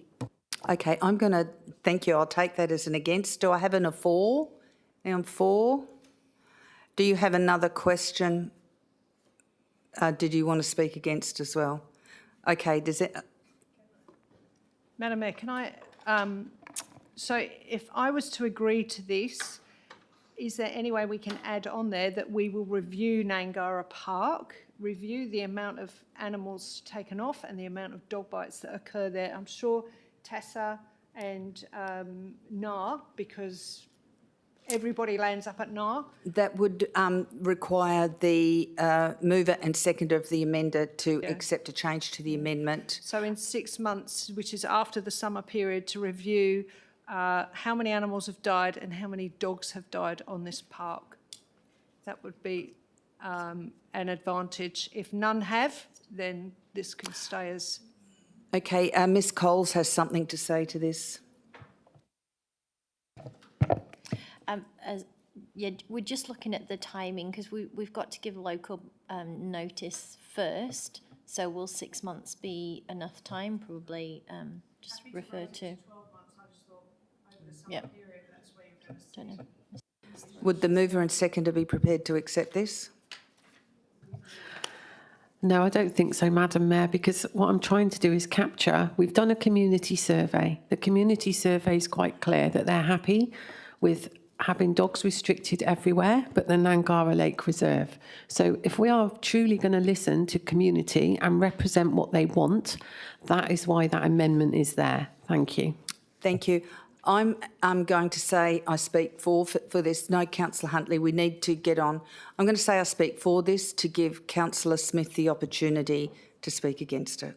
Thank you. Thank you, Mayor. I appreciate the survey feedback and that Councillor Berry has made this amendment due to contribution to that.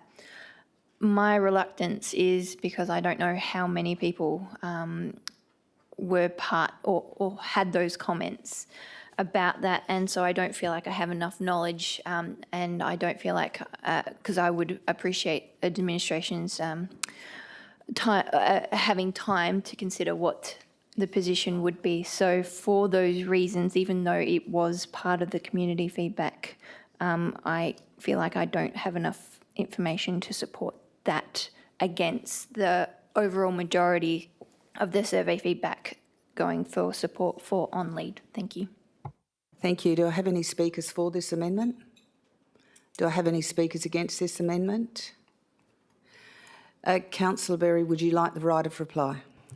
Yes, thank you, Madam Mayor. To Councillor Smith's point that we don't have a lot of information, there is going to be a lot more than 493 people with dogs in the city of Wanneroo, and it was only 493 that took part in this survey. So of those, I don't know how many would have then commented just on the Lake Nangara Reserve, but 493 out of all the dogs we've got registered wouldn't suggest that a lot of people did actually take part. And we're about to make a decision based on really what's the low percentage of dog owners that have actually replied and actually given their point of view. Thank you. Thank you. Councillors, I ask that you cast your vote on the amendment.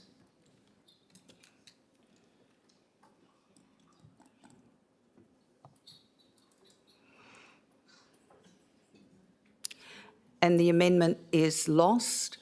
Councillors that supported the amendment was the amendment. Councillor Rose supported it, Councillor Herridge supported it, Councillor Wright, Councillor Berry, Councillor Goodsey. Those who are against the amendment was Councillor Miles, Councillor Smith, Councillor Figg, Councillor Parker, Councillor Bedworth, Councillor Moore, Councillor Huntley, Councillor Seif and myself. We now go to the substantive as moved by Councillor Herridge, seconded by Councillor Huntley. Councillor Herridge, would you like to speak to the substantive as unamended?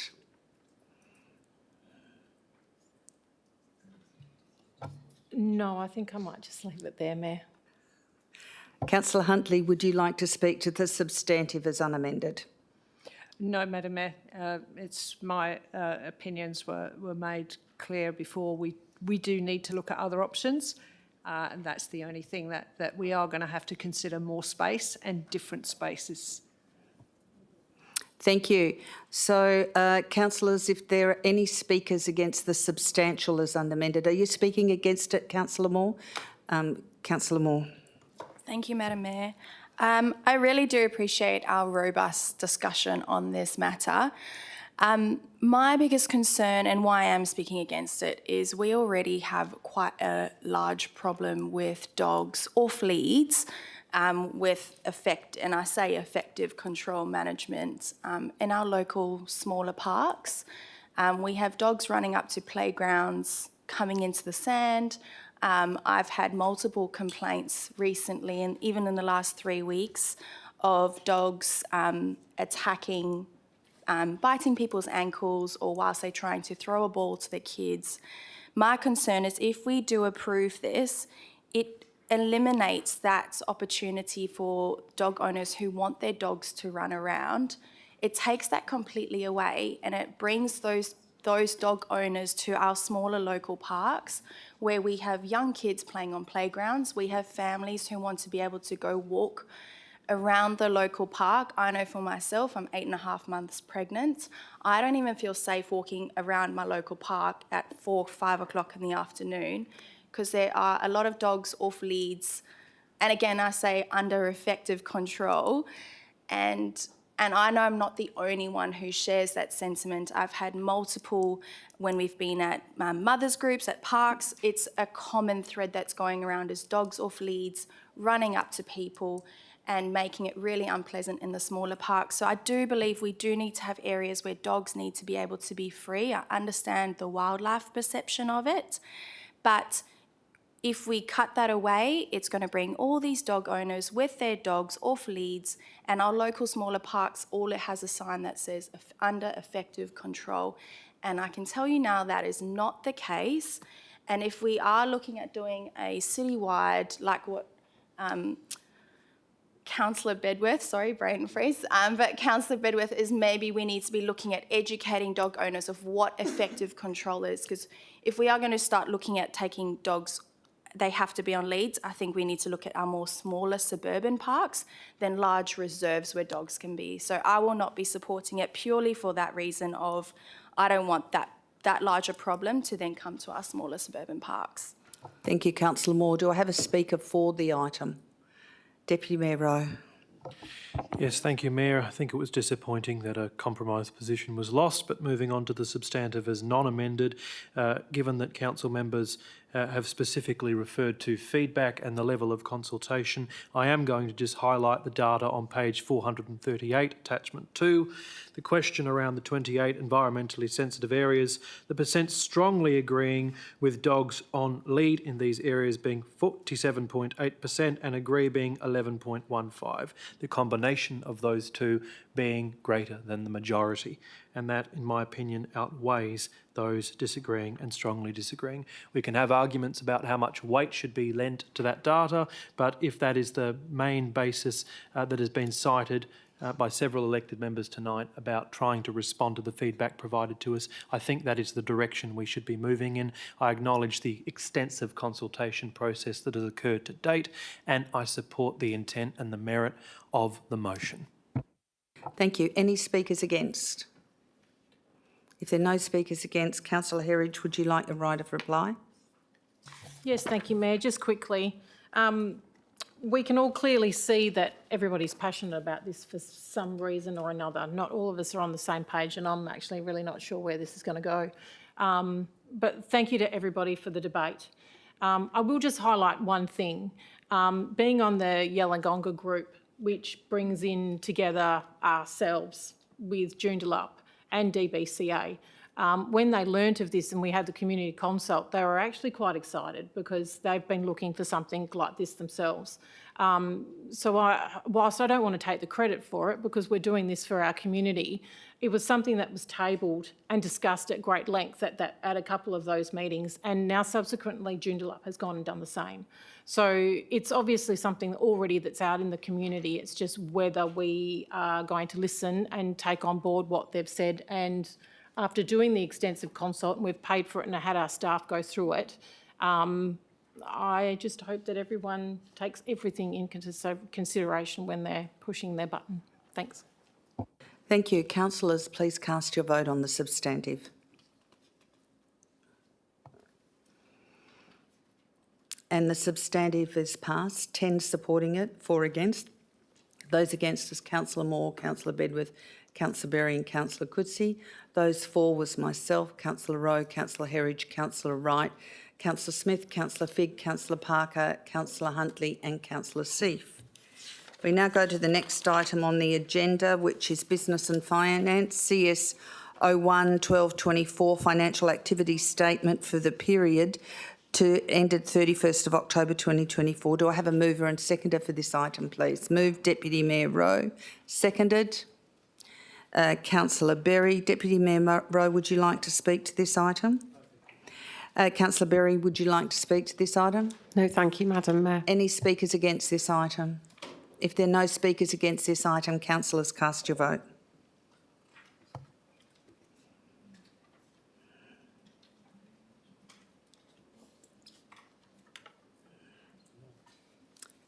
One more. Councillor Moore? And that is passed unanimously. We now go to CSO 2-12-24, Corporate Planning Performance and Improvement, the 2023-24 Annual Report. Do I have a mover and seconder for this?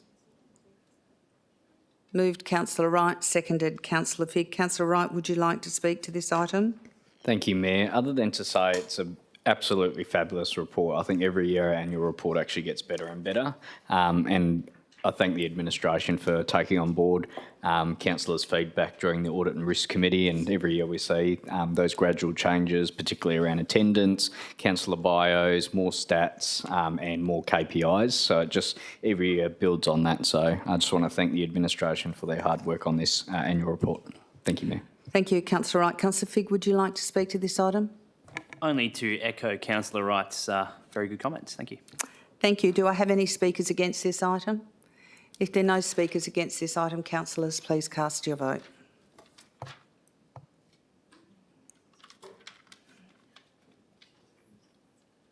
and that's passed unanimously. I now go to item CSO 4/12/24, warrant of payments for the period to the 31st of October. Do I have a mover and seconder? Moved, Councillor Berry. Seconder, Councillor Parker. Councillor Berry, would you like to speak to this item? Only to say it's as comprehensive as ever, and thank you to the admin. No further comments, thank you. Councillor Parker, would you like to speak to this item? Nothing to add, thank you. Any speakers against this item? If there are no speakers against this item, councillors, please cast your vote.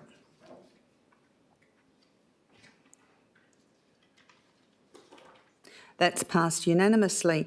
I now go to CSO 5/12/24, the workforce plan. Do I have a mover and seconder for this item? Councillor Wright, do I have a seconder? Deputy Mayor Rowe. Councillor Wright, would you like to speak to this item? Thank you, Mayor. Other than to add how grateful I am to see a workforce plan come to council, something that I really pushed for hard with the former CEO and administration, and it's nice to see the second iteration of that workforce plan come to us now, and a lot more around service unit planning. So I think it's going to quite complement our decisions a lot more going forward, and it's nice that we're starting that first iteration of the workforce plan and watching that grow over time and improving our modelling around our staffing. So hopefully when councillors do have questions at budget time or when members of the community ask, we have some clear statistics and data to back that up. So really happy that this has come, and I thank Ms Jennings, I know Mr Parker, I'll call you Mr Parker, the CEO, Parker, and all the other staff, including our HR department, for creating this document. So I look forward to seeing all the nice branding and for it to be on the website soon. Thank you, Mayor. Thank you, Councillor Wright. Deputy Mayor Rowe, would you like to speak to this item? I will, Mayor. I acknowledge all of the administration. I know we had some productive discussions with all of the directors about the various challenges that the organisation faces and the way forward in trying to respond to them. And I also thank the administration for updating the draft version from last week, so it's now complete. Thank you. Do I have any speakers against this item? If there are no speakers against this item, councillors, please cast your vote.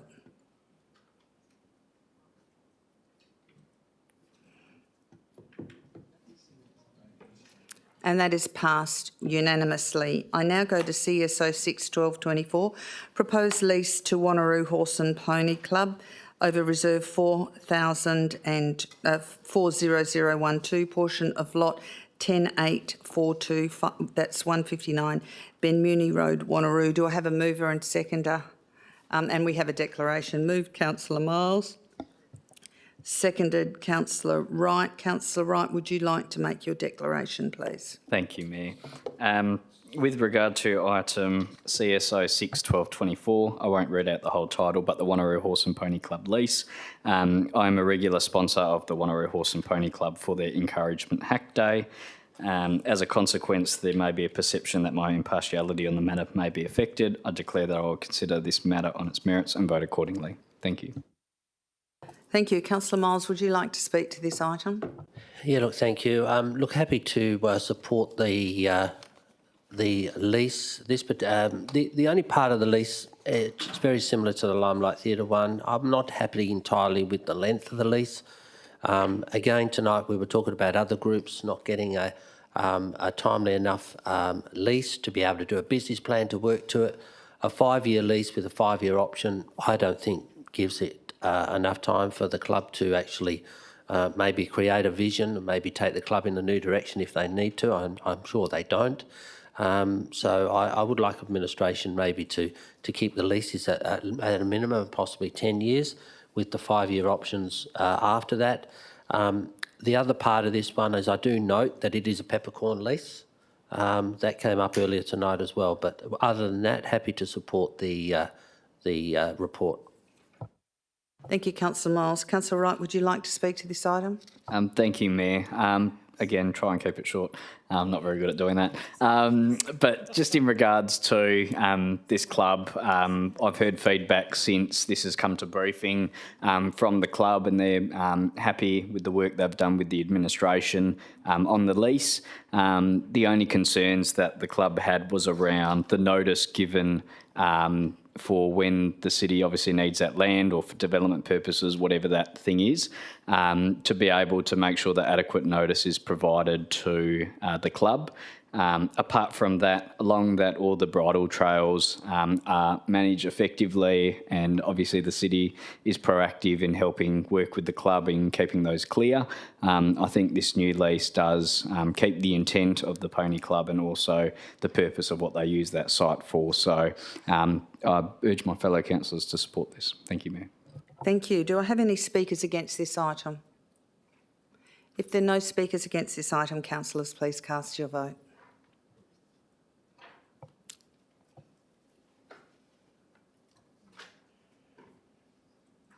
Councillor Cook, oh, she's not here. Yes, it's passed unanimously. Thank you. We now go to CS 07-1224, Community Opportunities, including completion of expression of interest process for the Darsh Community Purpose Site Reserve 50171, Lot 19 and 501 and Lot 19, 213 Kingsway, Darsh. Do I have a mover and seconder for this? Yeah, I've got all the declarations. Can I have a mover and seconder for it first, please? Move Councillor Seave, second Councillor Bedworth. Now, councillors, we will work through our declarations. Deputy Mayor Rowe, do you have a declaration for me? Thank you, Mayor. With regard to this item being CSO 7/12/24, I disclose that I have supported the organisation No Limits over a period of several years. As a consequence, there may be a perception that my impartiality on the matter may be affected. I declare that I will consider this matter on its merits and vote accordingly. Thank you. Councillor Herridge, do you have a declaration of interest? I sure do, Mayor. Thank you. With regard to item CSO 7/12/24, the community facility opportunities, I disclose that I quite often support No Limits in a financial way, and as a consequence there may be a perception that my impartiality on the matter may be affected. I declare that I will consider this matter on its merits and vote accordingly. Thank you. Councillor Moore. Thank you, Mayor. With regard to item CSO 7-24/24, I disclose that I am the Liberal Party's candidate for the state seat of Lansdale, and as a consequence, there may be a perception that my impartiality on the matter may be affected, and I declare that I will consider this matter on its merits and vote accordingly.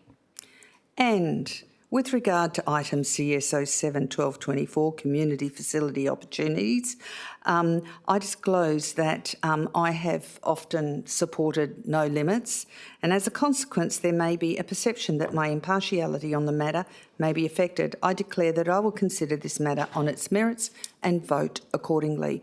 Does anyone else have a impartiality statement they need to make about this evening? If not, Councillor Seif, would you like to speak to this item? Yes, thank you, Madam Mayor. I've known No Limits or the organisation for quite a long time, and I've seen a lot of the fantastic work they do. And if, from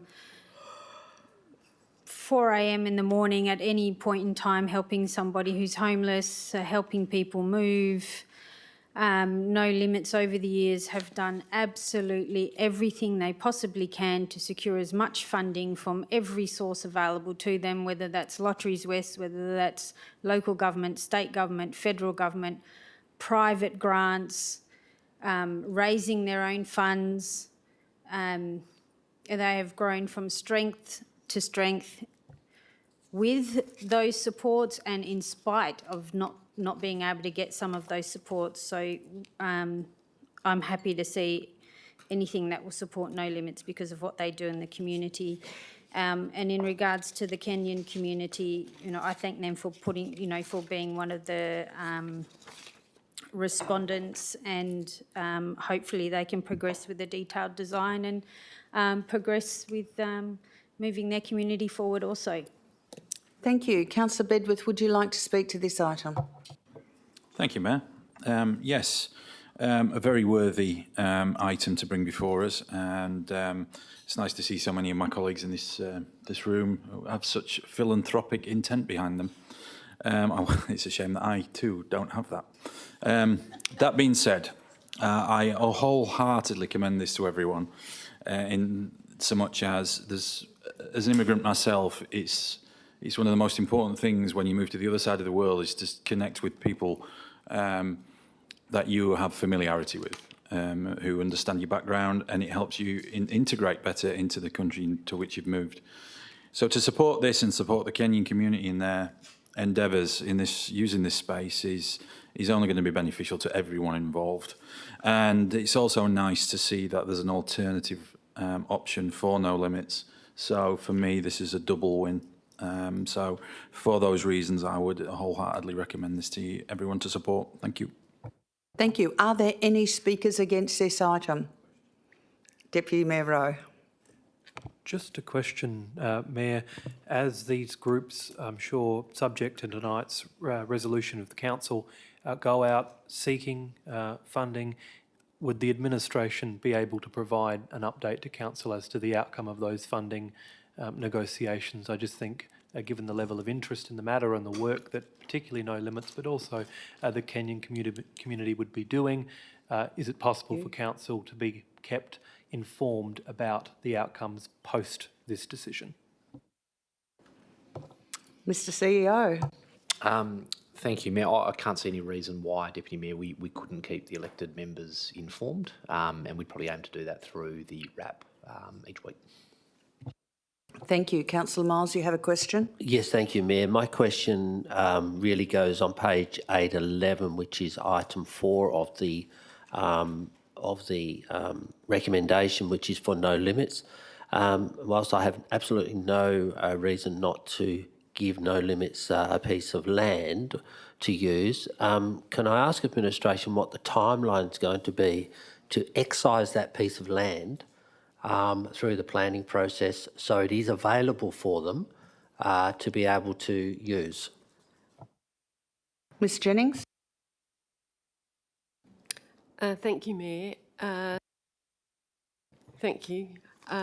There's a 2-year window that we're giving No Limits in terms of their development application, and I certainly see that within that time limit we'll also be able to do the excision. What is probably takes a little bit longer is the scheme amendment that will have to happen. But yeah, we'll go through all those steps so that it lines up. Thank you. Thank you. Councillor Miles. Yeah, thank you, and thanks to the Director. So, because the recommendation doesn't say that you're going to start excising that straight away, if Council's endorsing them to go on that site, does that mean administration will, within the next few weeks, actually apply for that excision and go through that amendment at the city's cost?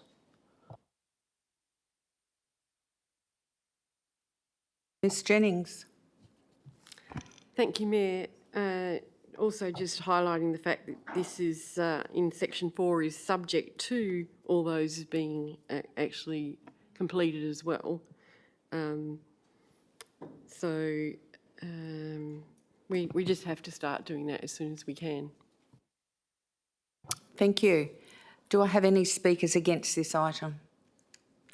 If there are no speakers against this item, councillors, please cast your vote.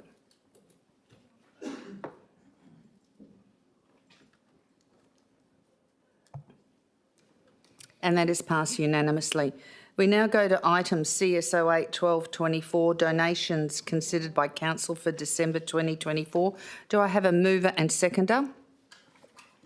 Moved Councillor Berry, seconded Councillor Huntley, and we have some declarations here, and I think Councillor Wright has a declaration. Thank you, Mayor. My absolute last one. I'm so surprised that I have a lot of paperwork on my desk tonight.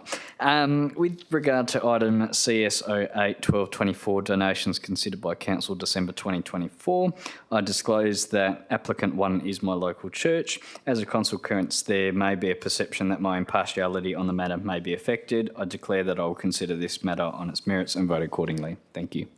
Thank you, Councillor Miles. Councillor Moore, you have a declaration. Councillor Wright, I've got Councillor Moore here as well. You haven't. It says here that you've got declared an interest in CSO 8. would you like to declare your interest? And then I'll go to Councillor Miles. My final one for the night, with regard to item CSO8-12/24, donations considered by council, I disclose that I am a member of the Lions Club, and as a consequence there may be a perception that my impartiality on the matter may be affected. I declare that I will consider this matter on its merits and vote accordingly. Thank you. Councillor Miles. Yeah, thank you, Mayor. With regard to item CSO8-1224, I disclose that I am a member of the Wanneroo Lions Club, and as a consequence there may be a perception that my impartiality on the matter may be affected, and I declare that I will consider this matter on its merits and vote accordingly. Thank you. Councillor Berry, would you like to speak to this item? Yes, thank you, Madam Mayor. I fully support these donations. I think the knit and natter care packages are amazing for people in the community, and also for the Lions Cancer Institute to be able to take 50 special needs children to the big day out at Christmas, I think is important for them. And I would urge all my fellow councillors to support this item for these two worthwhile organisations. Thank you. Thank you, Councillor Berry. Councillor Huntley, would you like to speak to this item? No, Madam Mayor, I think my fellow councillor has just spoken beautifully. Thank you. Thank you. Do I have any speakers against this item? If there are no speakers against this item, councillors, please cast your vote. And that is passed unanimously. We now go to item CSO 9-1224, the review of the recording and access to recordings of council meetings policy. To have a mover and seconder for this item. Moved Councillor Bedworth and seconder Councillor Figg. Councillor Bedworth, would you like to speak to this item? No, thank you, Mayor. I think the report speaks volumes. Councillor Figg, would you like to speak to this item? No, thank you, Mayor. I think it's pretty straightforward. Thank you. Any speakers against this item? If there are no speakers against this item, councillors, please cast your vote. And that is passed unanimously. We now go to item 5, which is motions on notice. Oh, by the way, there's no reports from the Chief Executive Officer. I just thought I'd put that in there, everyone. We go to MNO 1-1224, accommodation for councillor clinics, moved by Councillor Bedworth. Do you have a seconder, Councillor Bedworth? Councillor Miles. Councillor Bedworth, would you like to speak to this motion on notice? Thank you, Mayor. I think the report is quite detailed, and if everyone's read it, I think you're getting the gist of where I'm coming from. But essentially, as you all know, the Local Government Act provides for the need for us to consult with our community and our residents, and in doing so, in an attempt to have a confidential clinic, as they're referred to, I came across the policy under the council member fees, allowances, reimbursements and benefits, which provides for a meeting room in this building only for us to conduct our business. So the purpose of this motion on notice is for administration to revisit that particular clause of the policy to allow all council facilities to fall within the policy and allow us to book meeting rooms in our local facilities within our wards, so we can invite our residents to come and chat to us and have confidential one-to-ones if necessary. Nothing more than that. So for those reasons, I urge you all to back it. Thank you. Thank you. Councillor Myers, do you want to speak to this item? Thank you, Mayor. Look, the report is comprehensive. I did make some comments last week. I'm of the value that every councillor should be able to meet with any constituent person, any resident, I should say, within their ward or near their wards, because not everybody can make it back here, which in some people's case is 40 kilometres round trip. So therefore, I think it's only beneficial for councillors from the South Ward to the North Coastal Wards to be able to use facilities where available in their wards to meet with constituents. Thank you. Thank you. So do I have a speaker against this item? Question? Councillor Wright. Thank you, Mayor. I'll phrase my question similar to what I did at MRC. I'll make it concise and hopefully I'll get a concise answer back. In regards to the council member fees, allowances, reimbursements and benefits policy, what is the month that the first meeting of the policy committee will be held? Because I've asked this policy to come to us for review for so long now, and it's been delayed 3 or 4 times. Ms Coles. Thank you, Mayor, and thank you for the question. The first meeting of the Policy Review Committee, I believe, is scheduled for the 7th of April. Thank you. In supplementary to that, the recommendation says March 2025 OCM. So is there intent to bring forward the policy committee to be able to have that conversation if this is council's motion and it's endorsed, it's in conflict at the moment with administration's proposed date for the first meeting?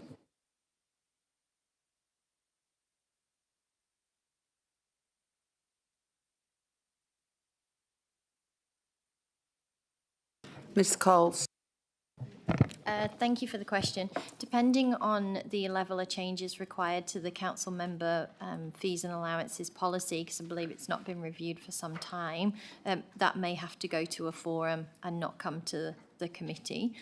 But at this stage, there's no plan to change the date of the policy review committee. Thank you. Another question, Councillor Wright. I'll let everyone ask a question, then I may raise an amendment. Thank you, Mayor. Thank you, Deputy Mayor Rowe. Hopefully this question's in order because it's not necessarily about the motion, it's about that. This council voted to establish that committee not last OCM, the OCM before. Can I just seek guidance from the administration through you, Mayor, why, notwithstanding the fact that we're going into summer recess, why that first initial meeting wouldn't be happening in February or March, given the council resolution has already been to establish the committee?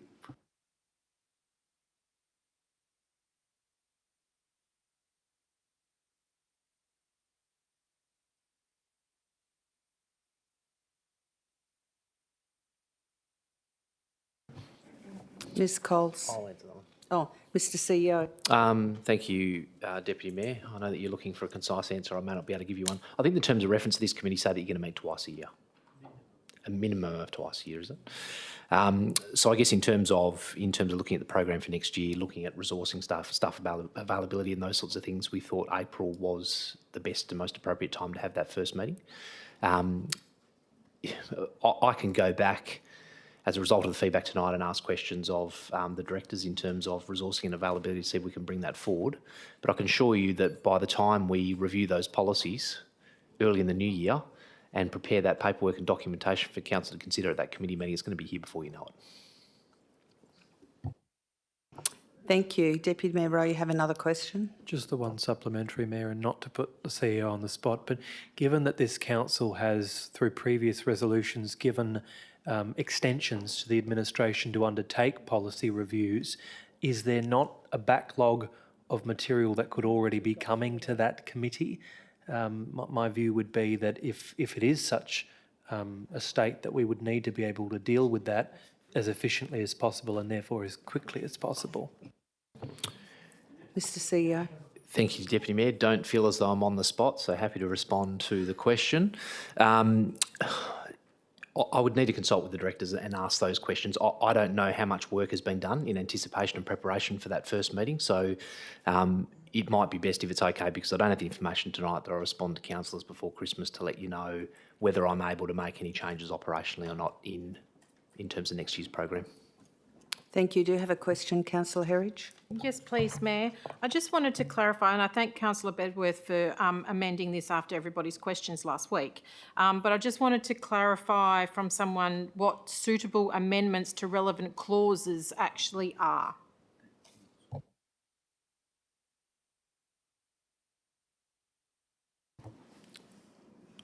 If I may, Mr Bedworth?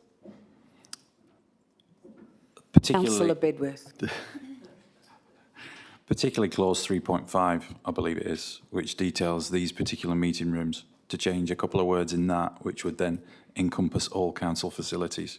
The reason I amended the recommendation was based on feedback from last week, just to make it a bit clearer. And I didn't want to word it in such a way that it tied administration's hands. However, I have put a timeline in there so that in the event, as Councillor Wright's alluded to, that these things get knocked back. You know, the meeting room issue is, without going into too many details, this motion of notice has already been delayed. And I want to avoid that, so that's why the recommendation is written in the way it is. Councillor Herridge. Just a subsequent one, if I can. And I'll put this the right way. I don't see that we have an issue in having the access to these meeting rooms. I prefer and I enjoy catching up with people in parks or over a coffee or what have you. If it's something that's confidential, I'd do it over the phone. I'm not entirely sure what the hindrance is for us to actually have access to this meeting room, or if it's actually something specific to the funding part of. Ms Jennings.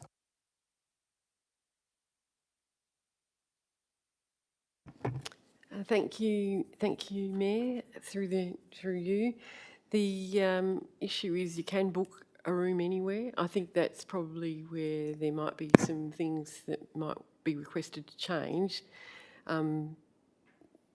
You're competing with the community in bookings, rooms in community centres or library or something like that, whereas here there's no competition from community. So it's just a matter of going through those clauses then, and Councillor Bedworth has already identified 3.5. That's the one at the moment that's talking about here. But also there's some other policies that we need to look at as well that might also be impacted, because there's the community use, facility use hire and things like that that might need to change as well. So there are a couple of things that we'll have to have a look at just to see how it works. So it may well be that a report back on March might be looking at some options, and it might be to a forum first, but we're aware that the council policy would need to go to the policy committee. So we'll just have to work through it with Councillor Bedworth and also the teams that are looking after that policy, or the two policies that I'm aware of. Yep. Thank you. Do you have a question, Councillor Parker? I just want a little bit of clarification. This will be on a as-needed basis. So, for example, a constituent or a resident phones you and says, I'd like to have a meeting, but I don't want to have it at a coffee shop or whatever. You will then ring administration and say, look, I've got a resident that wants to have a meeting. Can I just make an appointment? Not have to pay for it, etc., etc. Or you are wanting to have a 2-hour block every month or every second month set aside for yourself, immaterial of whether you have a resident that wants to have a meeting with you or not. Councillor Bedworth? Yeah, the clear definition of political clinics is just that you have a block of time where it's basically open door and residents can come and see you. There's nothing negating you from booking meetings with individual residents on a case-by-case basis at coffee shops, parks, wherever. This is for a regular, ongoing, frequent event that you can advertise to your community to come and speak to you if they need to drop in. Hence the alignment with a clinic. Thank you. Okay, do you have a question, Councillor Wright? I've got lost my words now. Amendment. It's just adding an additional point, and I'll just read out what I've got. I have also sent it to Madonna, I believe. But the wording is requests administration bring the policy mentioned in recommendation 1 to a special forum for workshopping by the end of February 2025. So I'll reread it again. Sorry, Councillor. I was just checking a special forum. What are you referring to there? Special council forum. So like a one just for that purpose? Correct. Okay, thank you. I just wasn't familiar with your terminology. It's yeah, just wanted to make sure we knew exactly what you're talking about. I just want to clarify, so you want a special forum that's outside the policy forum and the procedural one that we've just voted on and passed for the No, next with 12 the one months? item, should be able to be put into one of the, either the Monday or the Tuesday, whatever has less meetings, So rather you than a wanted it normal forum. included in one of our forums in February? Not included, it's a separate item. So we might have audit and risk on one night, but we've got nothing else on before or after the meeting. May be an appropriate place just to discuss the one item, because I know it's quite old and outdated. And obviously with what Vicky was saying, there's going to be a lot of changes that the policy committee won't be able to deal with because of the substantial changes to that policy. So the wording was request administration bring the policy mentioned in recommendation 1 to a special council forum for workshopping by the end of February 2025. Ms Coles has a question for Councillor Wright. Just a question. With this particular policy, it does feed into a few other council support policies and it's cross-referenced. So in order to make changes to this policy, we will have to consider changes to others. So can we maybe just make it a bit broader and say, and any related policies, because it would be good to bring them to that forum for Even you. better, Ms Coles. I'd be more than happy to incorporate that. Okay, first of all, are the mover and seconder of the motion on notice happy to accept this amendment within the substantive? Yeah, I'm happy to accept that. Okay, and Councillor Miles, are you happy to accept it within the substantive? Okay, do I? We just need that wording, request administration to bring the policy and other related policies. I suppose we're dealing with other related policies for workshops, so we just need. So can you put the other related policies in that after? Yeah. Sorry, team. So we've just got their request administration bring the policy mentioned in recommendation 1 and any other related policies for workshopping at a special council forum in February 2025. Thank you.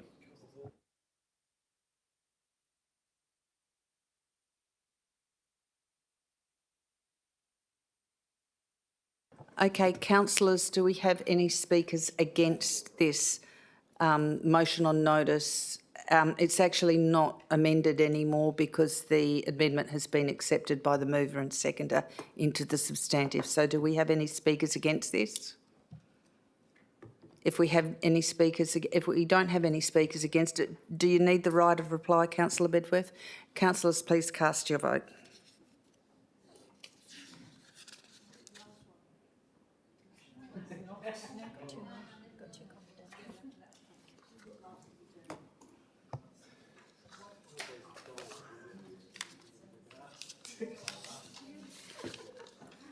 Okay, Councillor Herridge voted against, but everyone else supported it, so I declared the motion on notice passed. Item 10, we have urgent business, none, and we now have 2 confidential items. Could I please have a mover and seconder to go behind closed doors? Moved Councillor Wright, seconded Councillor Berry.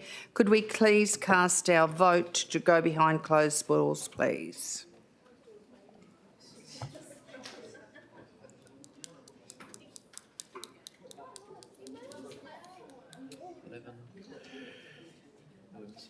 Councillor Bedworth, Councillor Moore, Councillor Seif. It's passed unanimously to go behind closed doors. Thank you.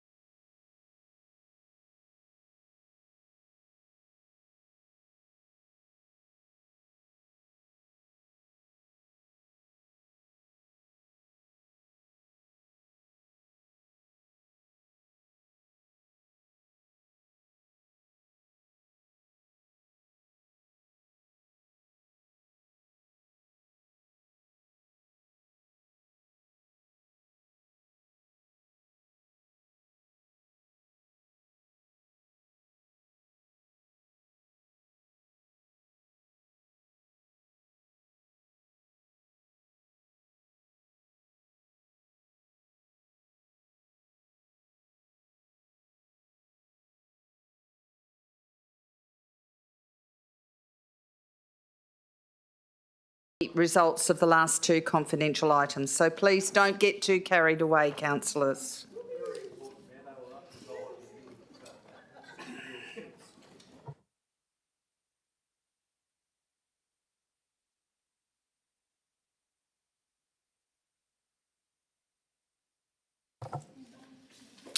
Okay, as to item CRO 11224, the City Golf Courses proposed capital upgrades, the recommendation was passed unanimously by all the councillors, and the recommendation was that Council 1 endorses the preferred concept design models for the proposed capital upgrades as outlined in the administration report.